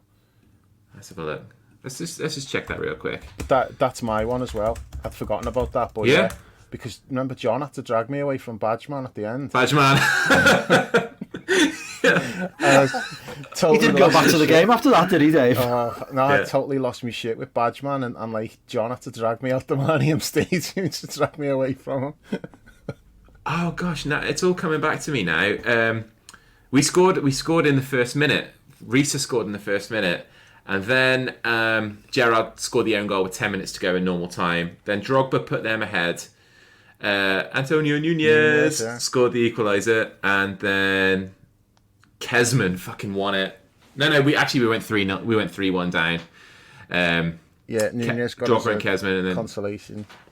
Mm-hmm. And I think it was after the second, after Chelsea had gone ahead, Gerrard had gone down with cramp, and Lampard went over and was stretching out his cramp, and I just fucking lost my shit. That's the angriest I've ever been in a game, because it was right around the time that the rumours that he was wanting to go to Chelsea, that Lampard and Terry were talking to him at England games and this kind of stuff, and it was in the fucking works. Eventually, that summer almost came to pass. But Mourinho, I guess it was said to him at full time. Remember, Mourinho went up to him on the pitch and went, "See you next season." What a prick! I guess we sort of had the last laugh in there with knocking them out in the European Cup. I thought you were going to say with Gerrard slipping over there. I honestly thought you were going to say, I guess we had the last laugh when the fucking prick fell over.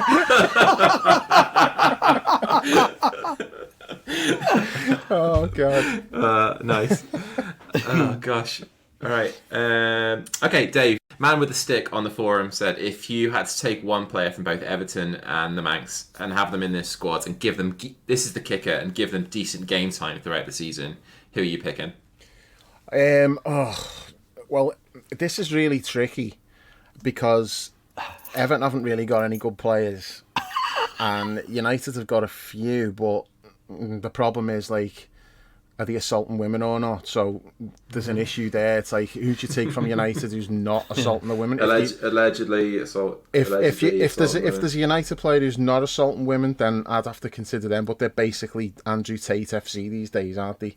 So allegedly. Yeah. I would probably say, do you know what? If I had to give them game time, that's the problem. It's like, there's some of them you think, well, yeah, they could do a job in the Europa League, but if you have to actually play them regularly, I suppose you'd have to say Rashford, but only because there's not really any other choice. Everton, I do think, like, might not be a popular opinion, I think Jordan Pickford is a really good goalkeeper, but I think he's a really good goalkeeper for a team like that, where he's got to be busy all the time. Because every week he makes saves and you're like, fucking hell, that was an incredible save. Now, he'll also have his mad moments, and he's a tit, so there's that as well. But he is a really good goalkeeper for that type of team. He's not someone who's going to make like one save a game. He'll only have to do one thing and do it. I don't think his concentration level is like good enough to play for us, for example. So, although he's by far their best player, and I think he is a really good goalkeeper, it can't be him because we've got Alisson. So if you're talking about giving decent game time, so it's really tricky with Everton, because who've they got who's any good? I mean, the forwards are all shit. don't think that the defenders are any good. I mean, if you go back like 6 or 7 years, Seamus Coleman, he was a really good player in his day. I think he's still there, isn't he? What about that? What about that midfielder? What's his name? Something. What's his name? The Belgian lad in midfield. What's his name?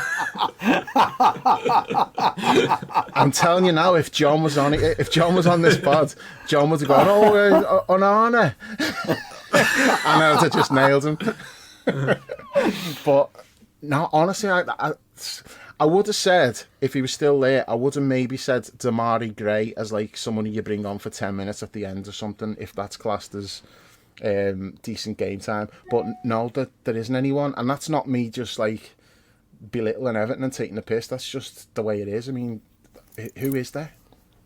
I'm open to suggestions if you can tell me someone who's any good. Like, so I went basically the same as you. I Coleman, because I just think he's been a good player and he's a servant, and you'd have him in the Milner role in the squad, and you bring him on to see games out. I'd have Coleman because we haven't got a right back as well, I suppose. I was gonna say Onana, and I'd give him the game time just for the laughs on John. What's his name?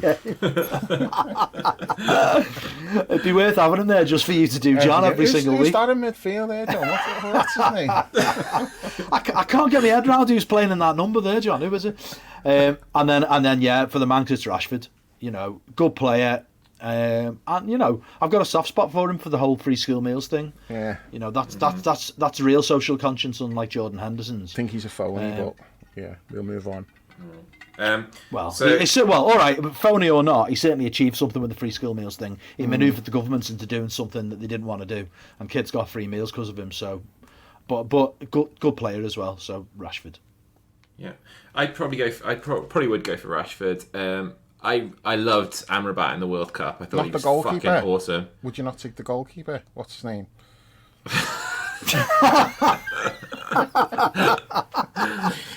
He's shit, him. Stu loves him. I think he's shit. I think he's shit as well. Who's Stu or the goalkeeper? The goalkeeper. Stu's many things. He's not shit.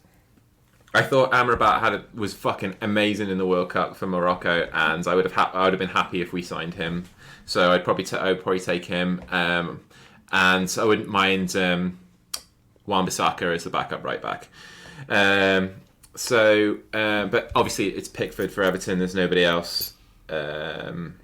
Maybe if he could stay remotely fit, you'd look at someone like Calvert-Lewin, but you know, the point is you've got to give him game time, and we can't just have him out there with all kinds of breakages and stuff. So he is a good player. I do think he's a good player. When he plays, they look a different team. Thankfully, he doesn't play very often, because I do think he is decent. You just forget about him because he's always injured. Right. So let's stick with Everton for the time being then. AWS. Dave, do you want a points deduction for Everton this season, or hope they go down anyway and have it hanging over them if they ever come back up? That's so mean. That's difficult because we don't know how the season's going to play out. Like, if I knew they were going to go down anyway, which I think they will, but I can't say I know they will, then I'd have it hanging over their heads. But no, I'll take the deduction now just to guarantee it. Mm-hmm. Yeah, all right. Got to be sure, haven't you? You've got to make certain. And Paul, I'll come to you on the wrinkle of this question. It was similar, but choose wisely. Everton, this is from the Midnight Rambler on the forum. Choose wisely, Everton to get relegated and don't come up for 20 years, or Manchester United don't win another trophy for 20 years. I guess the Manx, because Everton will just do it on their own. They don't need our help. Yeah. So the Manx on the trophy one. I choose the Manx to not win another trophy for 20 years, because I just don't think Everton are just gonna be a disaster regardless, aren't they? Okay, so change the framing of it then. Everton won't go down on their own. You would need to send them down for 20 years, or United not win anything for 20 years. I think I'd send Everton down. See, everyone would expect me to say that, but I think I'd actually go with United not winning anything for 20 years. Because how long is it since he last won the title? It's like 10 years now, isn't it? So that would it might even be 11. That would take. I just want a break from the bitterness. I want Everton to just kind of like separate themselves from us completely in their minds. Have so long away from us that they forget about how obsessed with us they are, and then they come back up. Things could be a little bit less toxic. Yeah, I agree with all that. Apart from not wanting them to come back up. Yeah. But no, I would take United not winning anything for 20 years. I think.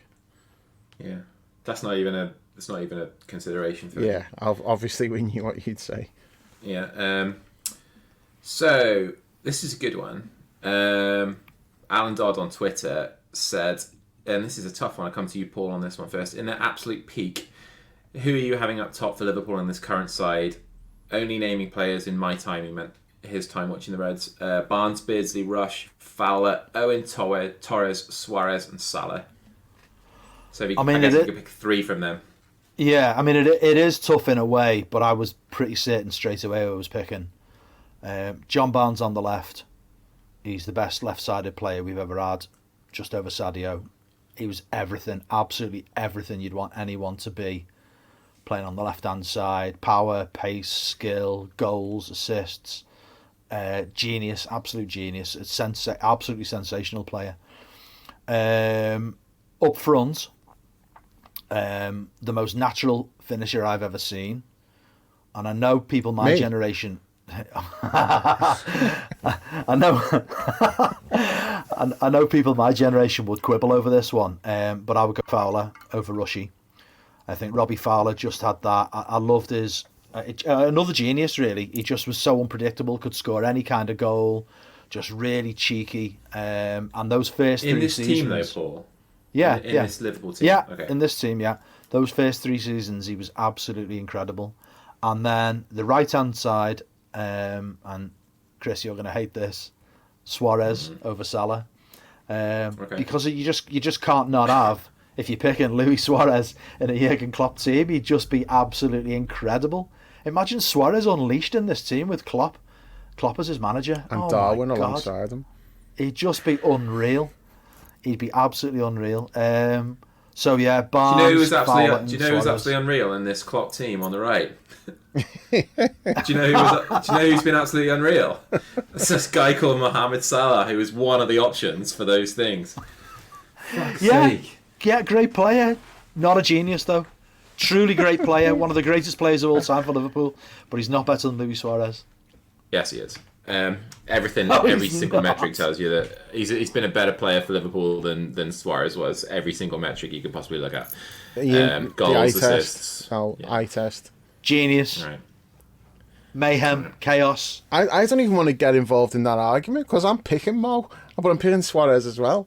To me, it's like it's obvious. Like Barnes on the left, Mo on the right, Suarez in the middle. Right. Didn't even have to think about it. It was obvious. And it's mad like that Rushy's not in there. But it's especially because, with the pressing, Rushy would be brilliant at it. Yeah, he would. He'd be superb, yeah. Overlooking Rushy seems mad, but I want Suarez in that role. And John Barnes has got to be in my team, and Mo has got to be in there. So Rushy's on the bench in the Origi role. Oh, God. Coming on and scoring against Everton. Rushy could do that. He could do that in his sleep. That's a good justification for it, actually, because I because of the pressing and everything else he's done, record goal scorer for the club ever. I was going with Barnes, Rush, Salah, and that justification might have me replace Rush in this Liverpool team with Michael Owen. The pace. Yeah, I love Michael Owen, but I can't justify it. So you're dropping Rushy for Owen? Yeah. Just so Rushy can come off the bench and score against Everton. See, I was fully expecting you to pick Torres, and me and you were going to have to go to war. We can do that if you want. I'd have been fuming if you'd have picked Torres. Yeah. I just thankfully I can't, I couldn't bring myself to pick a player who tried to force a move to, one of our rivals at the time for a knockdown fee after only being here a couple of years. There's a price to pay for genius. Yeah, it's a big fucking price, Paul. I'll tell you that much, mate. It's a huge price to pay. Like, it's almost Think of like the joy, Chris. Think of the goals. Think of the yeah, but think of the cringe of that saw. fucking Rodgers era. It was so cringe, man. Like, the whole era was just the fucking worst time. Anyway. Imagine how bad it would have been without Suarez. Yeah, well, at least we wouldn't have been sort of like dragged through the mud multiple times by the bloke.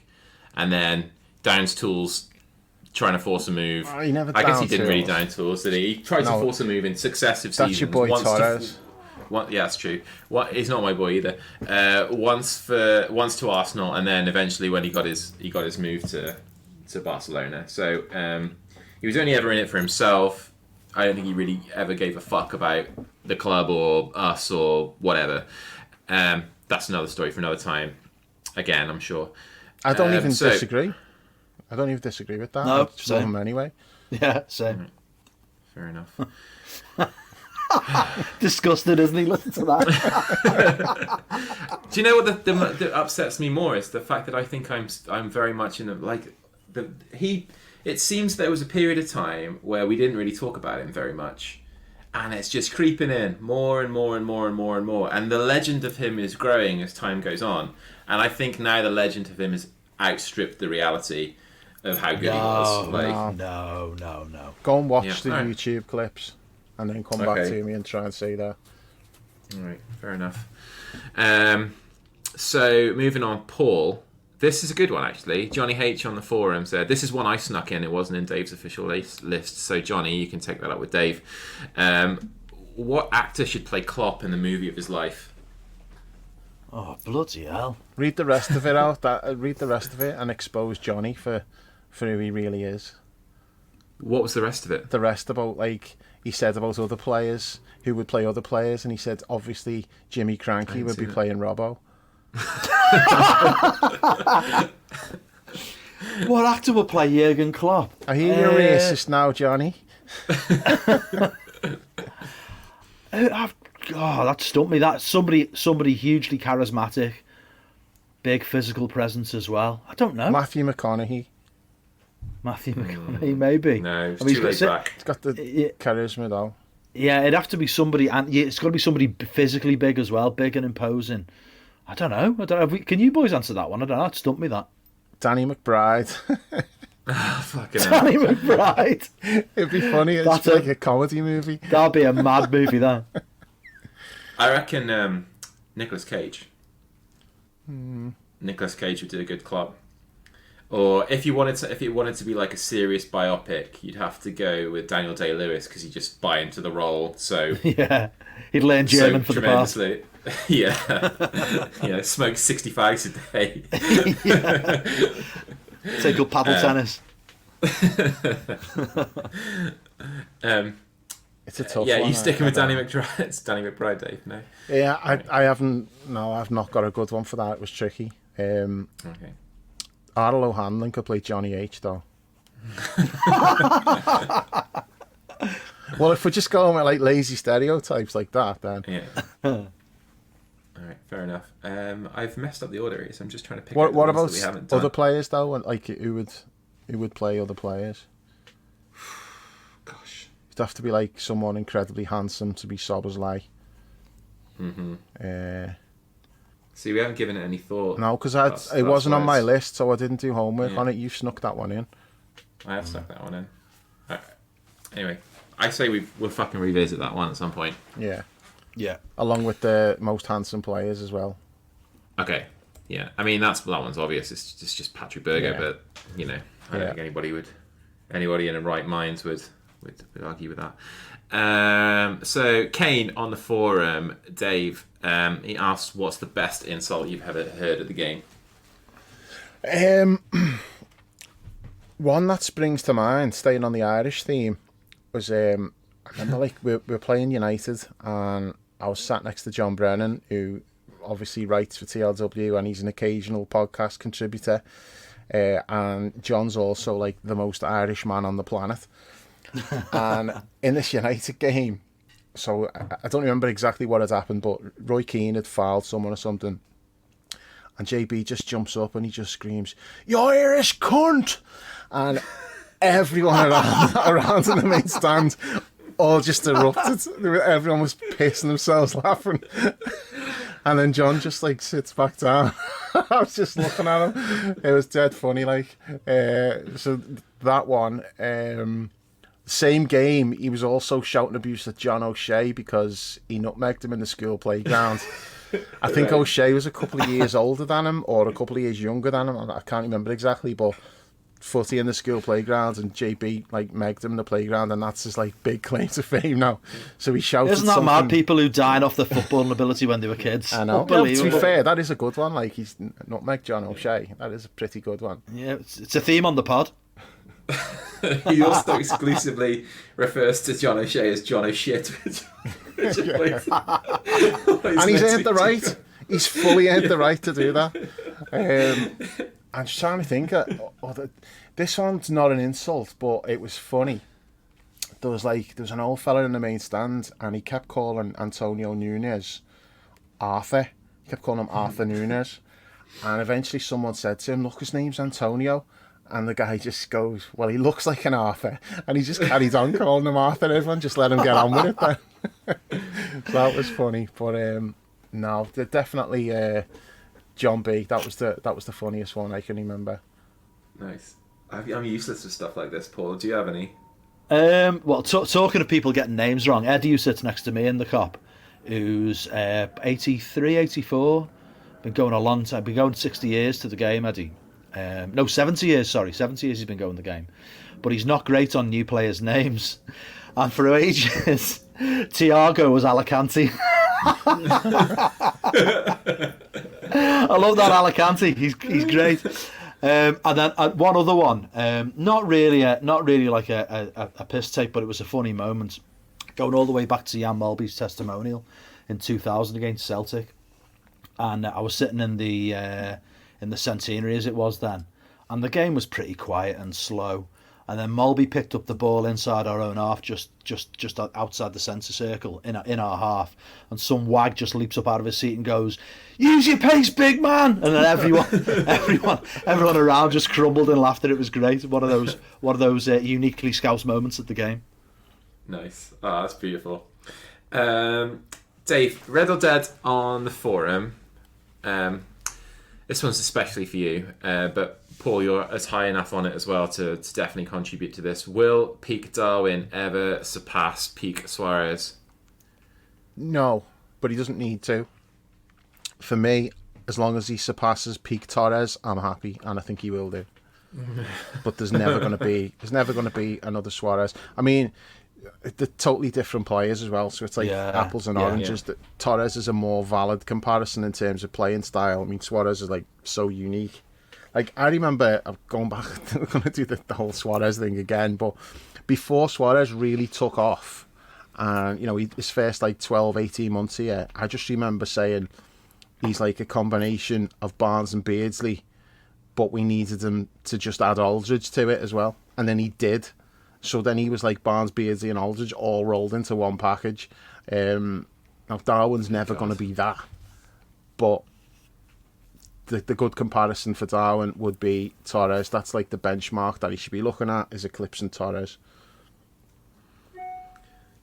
Right. I mean, that's definitely plausible. I mean, peak Torres was just fucking an absolute thing of absolute indescribable beauty. He was fucking unplayable, wasn't he? It was. It just didn't last long enough. But yeah, that's right. In his peak, he was outstanding. And his body started to let him down by then. You know, I think we probably played him too much in that first season or so, and we cashed in on him at the right time. Yeah, it got us Suarez, right? Yeah, and Andy Carroll. Got us Suarez. So yeah, big Andy Carroll's just signed for Amiens in France now, so John's going to go and see him play again. Yeah. John Brennan lives just around the corner from the ground, so there's like local school kids getting their pictures taken with him and stuff. Must be thinking like, who the fuck is this guy? Like, because Andy Carroll's literally been injured for their entire life, so I'm not sure why they'd know who he is. Chris, you're big on speaking French. What's French for shit Darwin Nunez? Is that what they're going to be chanting at him? Well, it'd be like Nunez de Merde. Yeah. Nunez of shit. I like it. All right. So, this is a good one. Ash on Twitter said, who are the top 5 most irritating players in the Premier League currently, and top 5 favourite non-Liverpool players? So we won't hold you to 5. Just throw out a couple of names. Paul, I'll come to you first on this. All right, I'll start with favourite non-Liverpool players. There's no big surprises here, or maybe one people wouldn't expect. I mean, Matoma looks brilliant, although stunned when Dave told us in the group chat the other day he's 26. Yeah, that blew me away. But Matoma looks brilliant. It looks like he's Klopp ready. He looks perfect. Red Kev. If you don't like Red Kev, you don't like football. I really like Odegaard. I like Odegaard at Arsenal, really, and I don't really want to like him, but I do. I think he's a really classy, clever player. James Milner, of course. And the other one is I really like Tariq Lamptey at Brighton, and I think his ship might have sailed. He's had some injury problems. Yeah, he's broken. And I'm not sure he's ever really going to have the career that I thought he might. But when he's fit and playing well, he's a really, really good player. I really like him. In terms of the irritating ones, I mean, there's no surprises at all. Fernandes, he's a face prick. Richarlison, obviously he hates us, we hate him. Anthony Gordon, what an arsehole he is. The latest alleged sex offender at United, Anthony. I mean, he just looks evil, doesn't he? He's just got an evil look on his face. Anybody, if you were told that he was a Nazi, you'd believe it, wouldn't you? And then the other one is Conor Cody. And honestly, Dave always says he can. Premier League, Paul. Oh, is he not in the Premier League anymore? No, he's at Leicester. Okay. Well, I still want to have a little dig on Conor Cody anyway while I'm in here. Another one. Dave always says he can spot a snake instantly at 1,000 paces. And I didn't really see what it was he didn't like about Conor Cody. I wasn't like a fan of his. I didn't think what a great guy or anything like that. Me or Conor Cody? But I didn't really see. I didn't really see what the issue was. But once the scales fall from your eyes, he is an absolute rat. He's a rat. He's just a fake nice guy. I can't stand the guy. But he's not in the Premier League now, so that ship sailed. Go on then, Dave. I can't believe I'm being limited to 5 because I could probably do 50 if I actually thought about it. Richarlison's number 1, always will be. Bruno Fernandes is on there as well. Anthony Gordon, Pickford, the Butcher, and I'm throwing Son in there as well. I hate the way everyone fucking loves like Sonny. Oh, isn't Sonny great? Isn't he always smiling? Isn't he great? He's a cunt.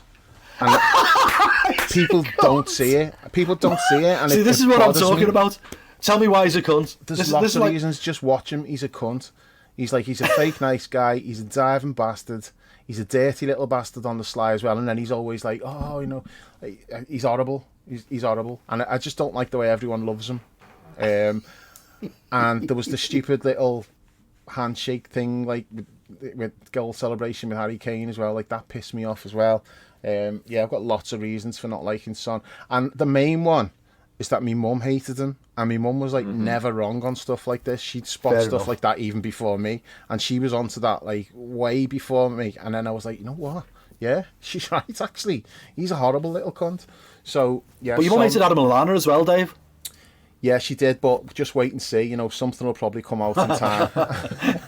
I love Adam Lallana, but, I am sceptical. Like, there's maybe something that's going to come out about Adam Lallana. Hendo's mate will be a big defence of Hendo. Yeah. Well, that's maybe like he was advising him on that interview. Yeah. Trying to think if I've missed anyone. I've definitely missed loads. Oh, Ben Shite, he's on there as well. Yeah, prick. I don't know. Tattooed freak. Right. You've got a good few in. Yeah, okay. So I'll go with ones who are like. So is this a my boys list? Because this could go on forever. No, it is a my boys list, but I'm not listing. You're like 5. You're like 5, and then we're moving on. So well, I've got 4, and then I've got 2 who are no longer in the Premier League, so that counts as like my 5th. Because let's have it. Okay, so I've got Ivan Toney. Yeah. Love watching him. Think he's a great player. Yeah. Totally underrated. Brian Mbeumo as well. He's a really good player. But he's another one. I thought he was about 28, 29, but he's actually like reverse Matoma. He's only 23, I think. He's a really good player, though, like watching him. Matoma's on there, and my boy Dom Solanke, and my other two who don't qualify because they got relegated are Jamie Vardy and Patrick Bamford. Jamie Vardy, always loved watching him. I think he's just, for the type of striker he is, he's fantastic. Just such a good player. And yeah, my boy Patrick Bamford, because he's like massive Bon Jovi fan. Nice. Okay, so for me, in terms of the ones that I find most annoying, I can't even think. Aaron Ramsdale at Arsenal. I hate his fucking stupid face, and he's just a little fucking horrible little short-sleeved. It's like you say, Diet Pickford, right? Yeah. He's not as good a goalkeeper as everybody says he is. It's just his fucking face is that Arsenal over celebration of everything. He's always front and centre of that. So him. And then I'm going Foden because of his horrible how did fucking I miss Foden? Oh my god, ball bag mank face. He looks like a fucking shaved nutsack. It's fucking horrible looking thing. I'll go with a left field choice would be what's his name? Ben Chilwell. Ben Chilwell at Chelsea. He's got that fucking Chelsea haircut on him. He hasn't he, this season? Yeah, it's just like he's like Lampard reborn in a shit fullback. Like, that's a shout, Chris. That's a shout. Yeah. I can't fucking stand Raheem Sterling for a number of reasons. But also channeling what Dave said, my mum fucking hates Raheem Sterling. She's like never forgiven him, and she'll come out with some real venom when she sees him on the television. She fucking hates him. And I'll go with Haaland as well, just because his stupid fucking orc face. So, in terms of players I like, Jared Bowen is one of my favourite players. Bowen at West Ham. Yeah. I fucking love him. I would love for us to sign him. I've got a real soft spot for James Maddison. I know you all think he's a knobhead, but I kind of like him. He loves the darts as well. He is a good player. He is a good player. And that did you see that thing he did? See that thing he did in the corner flag? Did you see his roast dinner quote? He said he likes to be the main man even when he's taking his family out for Sunday roast. What does that even entail? Means he hogs the gravy. Make sure he gets the most gravy. Chris, did you see that? Did you see that video of him when he went to take a corner and they were all calling him shit? That was great. Well, I thought he handled that really well. He did that to us. That's what turns me on him. Actually, it turned me into like a fan of his, because he did that to us at Anfield, 2022 season. It was actually on my 40th birthday. He went to take a corner and we were booing him, and he just moved the ball out of the quadrant, and they just turned to the cop and laughed. And I thought, like, he's actually all right. He's not a knobhead at all. Dead complimentary on Instagram after the game as well. He was about Anfield and that. And gosh, in terms of other players that I like, I like Saka at Arsenal. I think he's fucking quality and probably a good lad as well.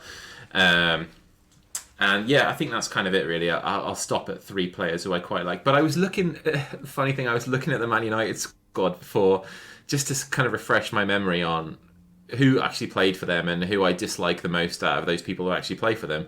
And obviously, you've got Bruno Fernandes in there, front and centre. But I looked at their squad players at the moment, and they've got their forwards, and they've still got Mason Greenwood on there, but they've kind of like greyed him out.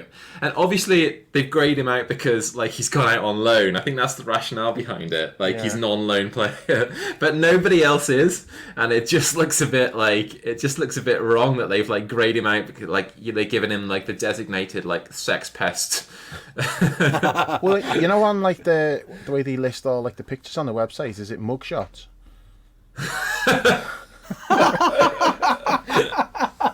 Oh man. Oh gosh. I've got one I want to add to me irritating players as well. Okay. That Gabriel tit at Arsenal. Not Gabriel Jesus, although you could add him as well. He always looks like he's got a bad smell under his nose. That Gabriel Jesus. But no, Gabriel, the centre back, he rubs me up the wrong way. Okay. I've thought of one as well. I don't like that Almiron. His face does me head in. He looks like a worm with eyebrows. Yeah, he reminds me of the absolute bellend who went to school with, and he was an absolute prick. And he looks exactly the same. I love that justification. Just want to come back on your shout about Saka. Yeah, he's a good lad, isn't he? Saka. He's one of those. If your daughter brought him home, you'd be made up. Like he seems like a really nice lad. Yeah, he's a good shout. That I would have been happy for him to have joined us when there was a tiny little hint that maybe he had that Champions League clause and we might jump in there. Yeah, like, really good player, but a really nice lad as well, I think. I've also got a certain amount of respect for Declan Rice as well. Yeah, in the way that he handled his move away. He stayed for probably 1 or 2 more years than he had to, and he got West Ham a trophy, and he left on perfectly good terms with them. So as far as players who've gone from West Ham, if you look at them, there's been a fucking lot down the years, and the way they handled it, and all of those, you know, young English players who've moved on to Chelsea or us or wherever, like, I think he handled it as well as anybody has. So he deserves a lot of respect for that, and he's a good fit for Arsenal. And you know, I don't think necessarily he would be the right fit for us, and I'm glad we didn't invest too much in chasing him. But I wouldn't have been upset at all if he'd have signed for us. Yeah, he seems like a good lad. He does. I like him. Yeah. So we've gone for like 2 hours now. Should we? Let's squeeze one more question in. And it's a general question, right? And it's one that, like, Diamond Joe, I think it's on the forum or on Twitter, I can't remember which one, has asked us to pick top 5 films each. This will tell us everything we need to know to separate the wheat from the chaff. So, Paul, you can go first. Okay. This is pretty easy, I think. My 5 are The Thing, the original John Carpenter Thing. Love it. Great film. Stands up now, even though, I mean, you could quibble about the special effects, but it's still a genuinely thrilling film. It's fantastic. Jaws, Spielberg's greatest ever, the greatest soliloquy ever committed to celluloid, when Quint talks about the USS Indianapolis, and that's an invitation. That is an invitation for Dave's impression in a minute, by the way. Aliens. Too much of a build-up, I'm not doing it. Aliens, the greatest sequel in cinema history, better than The Godfather 2 as a sequel, absolutely fantastic. When Harry Met Sally, the most consistently funny film ever, just pissed myself looking at Billy Crystal's face. Never mind the gags and the lines. And then I just want to throw a slightly left field one in, but it is genuinely a film that I do love and I've always loved. Some people might not have heard of it. A film called State of Grace, which is like Irish gangsters set in New York and Hell's Kitchen with Gary Oldman and Sean Penn and Ed Harris, 3 of my favourite actors. Fucking great film. If you've not seen it, get onto that. It's brilliant. What's it called? State of Grace? State of Grace, yeah, directed by a guy called Phil Joannou. Unfortunately, he directed some YouTube videos as well, but we gloss over that. All right, Dave, go on. I only picked 3. I thought we were just doing 3 because it said 3 if you're too lazy, and obviously... Yeah, well, it fits the bill perfectly then. So, yeah, if you give me an option, I'm going to take the lazy option. Yeah. So I just went with 3. So, number 3, Rocky 4. Number 2, Jaws. Number 1, Life. Okay, nice. Well, Life's a bit of a left field one, unless it's for you're talking about me and you, because it's a long time favourite of ours. Yeah. Tell us a little bit about Life. The film, not Life itself. If anyone who hasn't seen it, well, you need to watch it. It's just perfect, absolutely perfect movie. So Eddie Murphy and Martin Lawrence, and as in the title, Life, they get sent to do life imprisonment, and yeah, it's so good.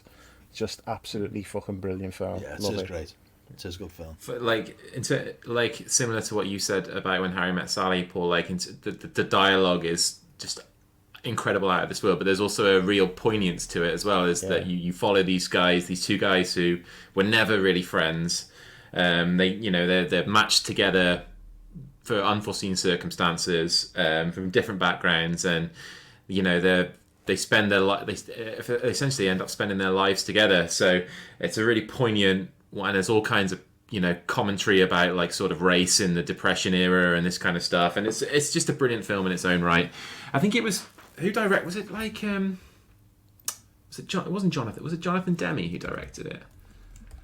I don't know. Ted Demme, yeah, Jonathan Demme's brother. Close enough. Yeah. I picked 5, and I haven't gone for what I consider to be the 5 best films ever. I've gone for my 5 favourite films. My undisputed best film of all time, favourite film of all time, and the best, I think, is E.T. Great film. No movie has ever captured the magic of childhood and friendship in the way that movie did. Perfect soundtrack, great performances from all involved, and Spielberg at his absolute just wondrous, fantastical peak. I've gone for The Big Lebowski as well, which is a cult classic. Coen brothers, and again, incredible dialogue, brilliant sort of story structure, the way it plays with narrative and that kind of stuff. Just one of my favourite movies of all time. Stand By Me I've gone with as well. Do you know when you said E.T. about childhood, that came into my head then, Chris? Amazing film.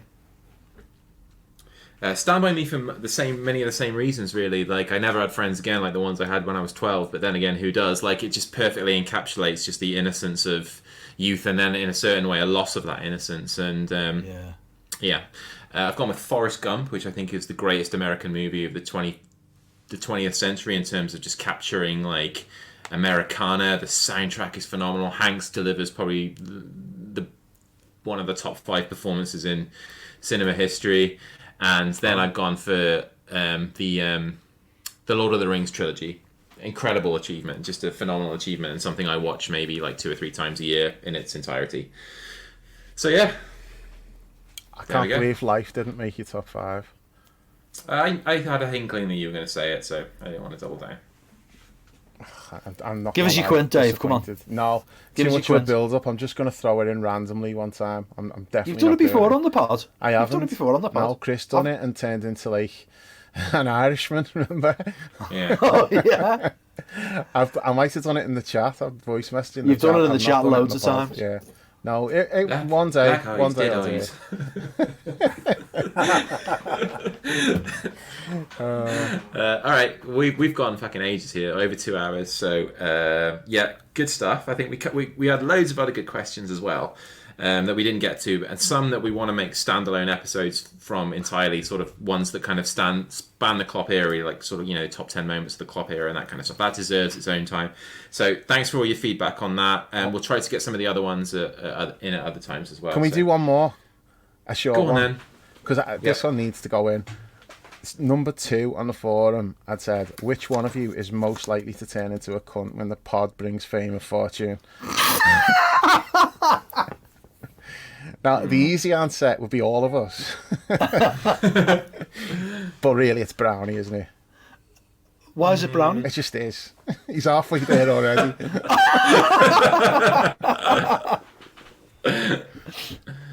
Oh, man. I could see Jules becoming completely unbearable, just like not having any time for anyone. I could see that. Because he's like that a lot of the time anyway. But now it's Brownie. Okay. All right. No argument out of me. Paul?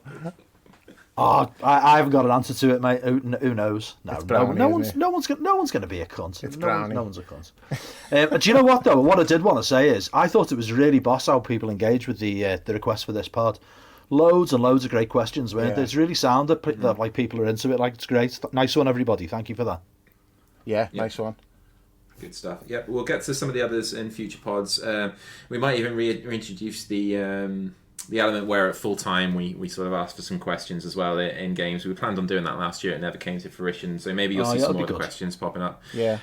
Especially for some of the Europa League games where we're not going to have going to be struggling for stuff to talk about. So yeah, we'll keep this as a feature moving forward. Dave and the boys will be back on Saturday after the Wolves game. Brownie's Hopefully on. we can pick up.